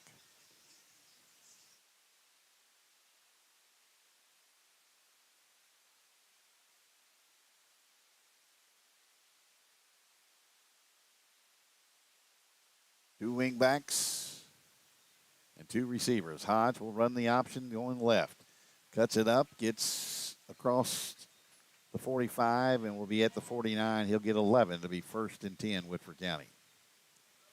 Nice run by Grayson Hodge, the quarterback for Woodford County. He's done a nice job when he's been in there to run what he is comfortable with. Yeah, he's done a great job. And that's the triple option. And that's, he's looking downfield. You know what they're going to do when he's in the ball game, but he's done a good job. A lot of confidence from the young man.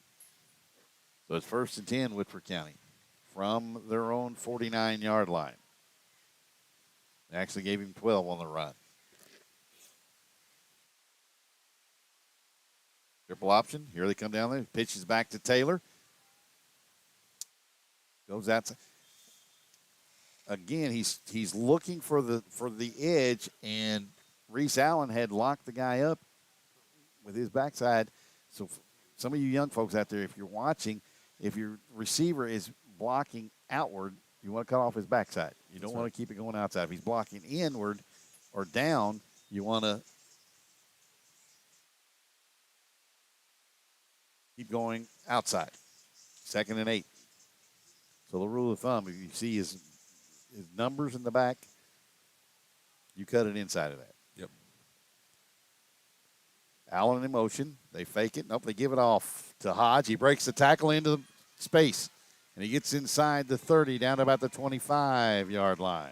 Boy, again, the young Hodge finished that fake like he had the football and really stood up by himself, was responsible for two players. Yeah. Two defensive players went to him first. And he did a great job of finishing that play out. And that opened up. There was no backside pursuit for Ballard because of the quarterback and his ability to pull people in. That's a gain of 24 for Graham Hodge. 1st and 10, Woodford County from the Ballard 25. They pitch, quick pitch, going around the corner to Taylor. He gets outside, darts in and darts out. Nice open field tackle by Hawkinsmith. Yeah, Hawkinsmith has been there all night. He's not going to take that dip, and he's just not falling for it. Now, Leland doesn't go very big. He's not, but he's 155 pounds. He runs hard. I'd like to at least see him run through somebody. Well, that time he probably should have. But he has had so much success with that little hip dip and go. Yeah. And tonight Hawkinsmith's just not going for it. No gain. 2nd and 10. Hodge under center. He brings Hellig in motion. Gives it off to his brother Graham, who fights down to about the 20-yard line. He got 6. It'll be 3rd and 4 for Woodford County. And Graham Hodge is Actually doing giving 5. Hodge does, and that's run hard. So it's 3rd down and 4 for Woodford, actually 5. You know, I keep saying he's getting further, and I should know better to call where they put it. I should wait till they put the football down. Yeah. Because it's never where I say it's 3rd and 5.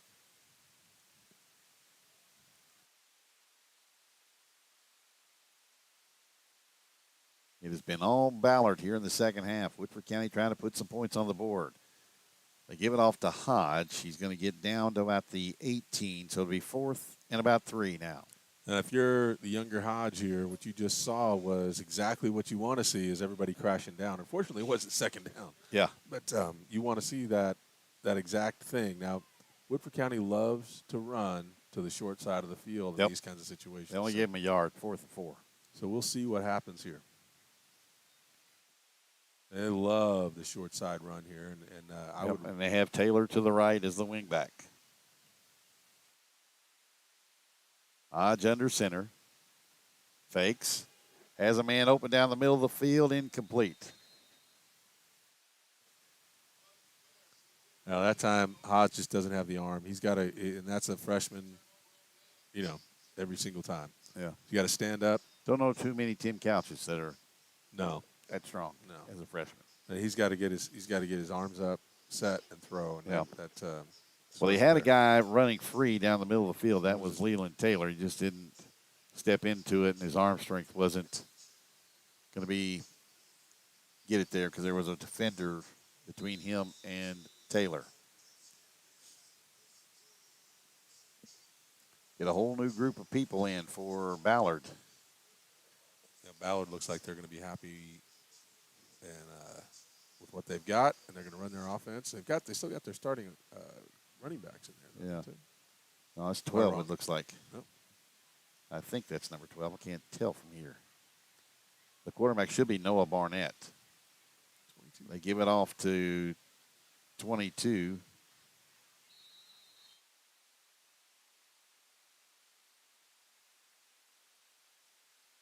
That is Maddox Knuckles. Heck of a football name. And you got 5. It'll be 2nd down and 5.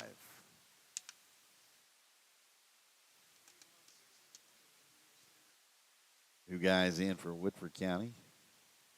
Hodge and Sturgis come out. Got a lot of new guys in. Zion Brown is in at safety. Trying to pick up some other numbers here. Barnett gives it off to Knuckles, running right. He has the first down over the 30 to the 31-yard line.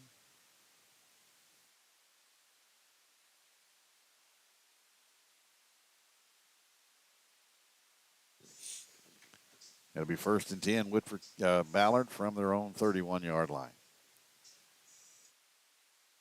In there for Woodford County, they're trying to give some people some recognition that don't play a lot.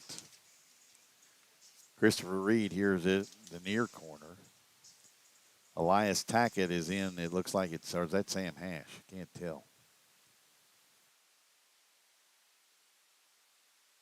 Barnett gives it to Knuckles. Dances in the hole, gets up, breaks a tackle, gets up over midfield to about the 41. That's actually Hawkinsmith. Now, I said they have a lot of new people in, but they have they got 2 new offensive linemen in, but the rest of them are all been in there all the game. 1st and 10. That was a 21-yard scamper by Knuckles. They also have, really trying to find something. I can't find any numbers because we're right directly. Reese Allen's in over there. Jalen Johnson's in at left corner over there.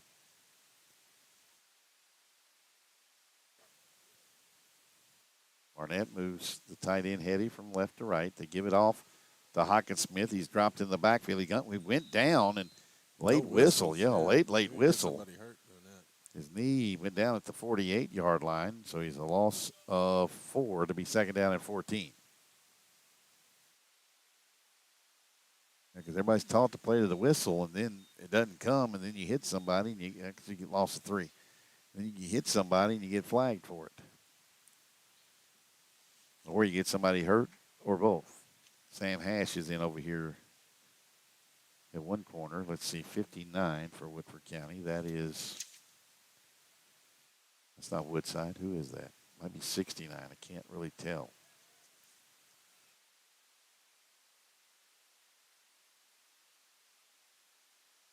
Another running back in for Ballard, and now I heard a whistle. Yeah. Delay of game. Well, that didn't take as long as the last time. First delay of game penalty we've had all night. On either side, let's see, 58 here on the near side for Woodford. That is DeMarcos Jones, a sophomore. 79 is Cody Hill, a freshman. In at nose guard. Trying to pick up numbers as we can. The linebackers are 45 Devin Wilkinson. They're out here in the flat to Hetty. Reed comes up and knocks him out of bounds at the 40. It'll be third and about 2. Are you telling me they're going to get... Oh, why are you worried about the sideline right now? It's a 29-point game here. Boy, that's a close call, too, there, Darren. Yeah, and they gave him the 39. He got bumped out at the 40. 3rd and 1.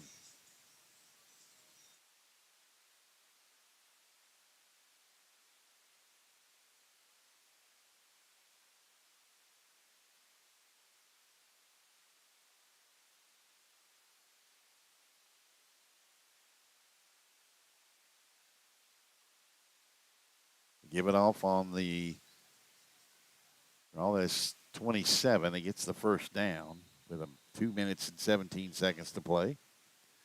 The quarterback is number 16. I didn't have him. Well, of course, I didn't get any kind of too deep. That is Isaac Rodriguez, a quarterback for Ballard, number 16.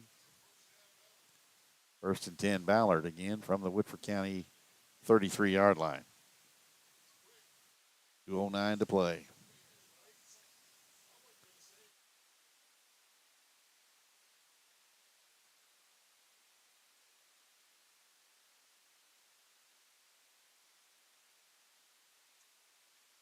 The running back now is, for Ballard, is 27. I don't have his number. I do not have him in the book.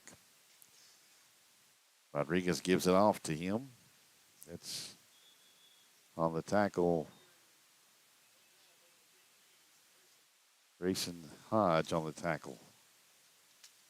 Nope, it's 45. That is actually Devin Wilkinson.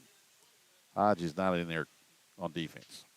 No, they've pulled some of their starters. They don't need anybody else getting hurt. Yeah, 79 for Cody Hill. I mentioned 58 is DeMarcos Jones. 65 is Jalen McKinney, a freshman. 59 now in the game 69. Is 69. Yeah, that is Jaden McKinney. So the McKinney brothers are going to be the bookend defensive ends, and victory formation for Ballard.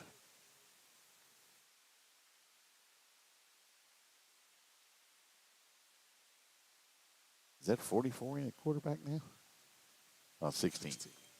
That's game.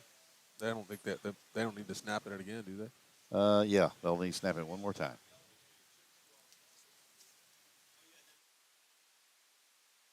Well, Ballard came in here, took a huge hit to start the game. Woodford County went right down the field and scored, and then got back into it. And from that point on, after Woodford took the lead, it got ugly and got ugly in a hurry.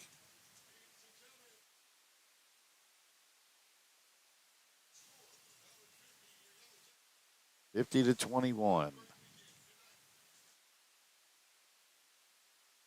Woodford County loses tonight to Ballard to fall to 6-3. Ballard finishes the regular season at 7-3. It was not pretty. Nope. tonight after the first 5 minutes of the game. Woodford County just – the only thing I can tell you, it wound up looking like, and I know Kentucky fans don't want to be reminded of this, but the Kentucky-Missouri game. Kentucky got off to a quick start. Yeah. Woodford got off to a quick start tonight. After that, it was almost like the engines just shut down. That's exactly what it looked like. They just kind of stopped playing. And Darren, I hope going into Dixie Heights that these guys can find some heart and not only heart, but get healthy. Yeah, because and heal we up. are Yeah. beaten up. Find some heart and get healthy. That's two things. Yeah, we are beaten up and physically took some pounding tonight. Well, and with that, I'm going to take a deep breath. And you go home and doctor that throat up again. My goodness. Because we don't want it happening again next week. All right. Andy, thank you. Final score again, Woodford County falls tonight here to Ballard in the regular season finale. Woodford County losing here tonight 50-21. Woodford County Public Schools Game of the Week brought to you by, of course, Woodford County Public Schools, where kids win. UK Sports Medicine, get treatment just like the Wildcats. Jack Kane Ford, where service isn't just lip service, it's practiced every day. Woodford Family Physicians, comprehensive care for all members of your family. Versailles Brewing Company, where every ingredient is raised or grown right here in Woodford County. Carroll Floor Covering, all your flooring needs under one roof. Mr. Appliance, expert appliance repair from a friendly company. J&B Marathon Cafe, great food that you just have to talk about. Woodford Car Company, we buy and sell cars the right way. Falling Springs Rec Center, fitness, family, and fun, all in one place. Woodford Seal Coat, helping protect your investment. Cindy Sharrock, Rector Hayden, home is the nicest word there is. Ricardo's Restaurant, it's Southern dining with a twist. Dairy Queen, where happy tastes good. And by Judge Executive James K., working for you, your family, and your Woodford's future. Woodford County will host a home playoff game next Friday night here at Community Stadium when the Colonels of Dixie Heights come calling, and hopefully the Woodford County team that we have seen for most of this year shows up. Woodford County falls tonight here to Ballard in the home finale of the regular season, 50-21. For all those fine folks of all our sponsorships, Kelly Masters on the camera along with Andy Smith. I forgot Andy's last name there. Andy Smith on color tonight, saying the final score one final time from Community Stadium, Ballard 50 and Woodford County 21. Until next Friday night when we get underway in postseason play, when the Colonels of Dixie Heights coming here to Versailles for the first time ever. So long from Versailles.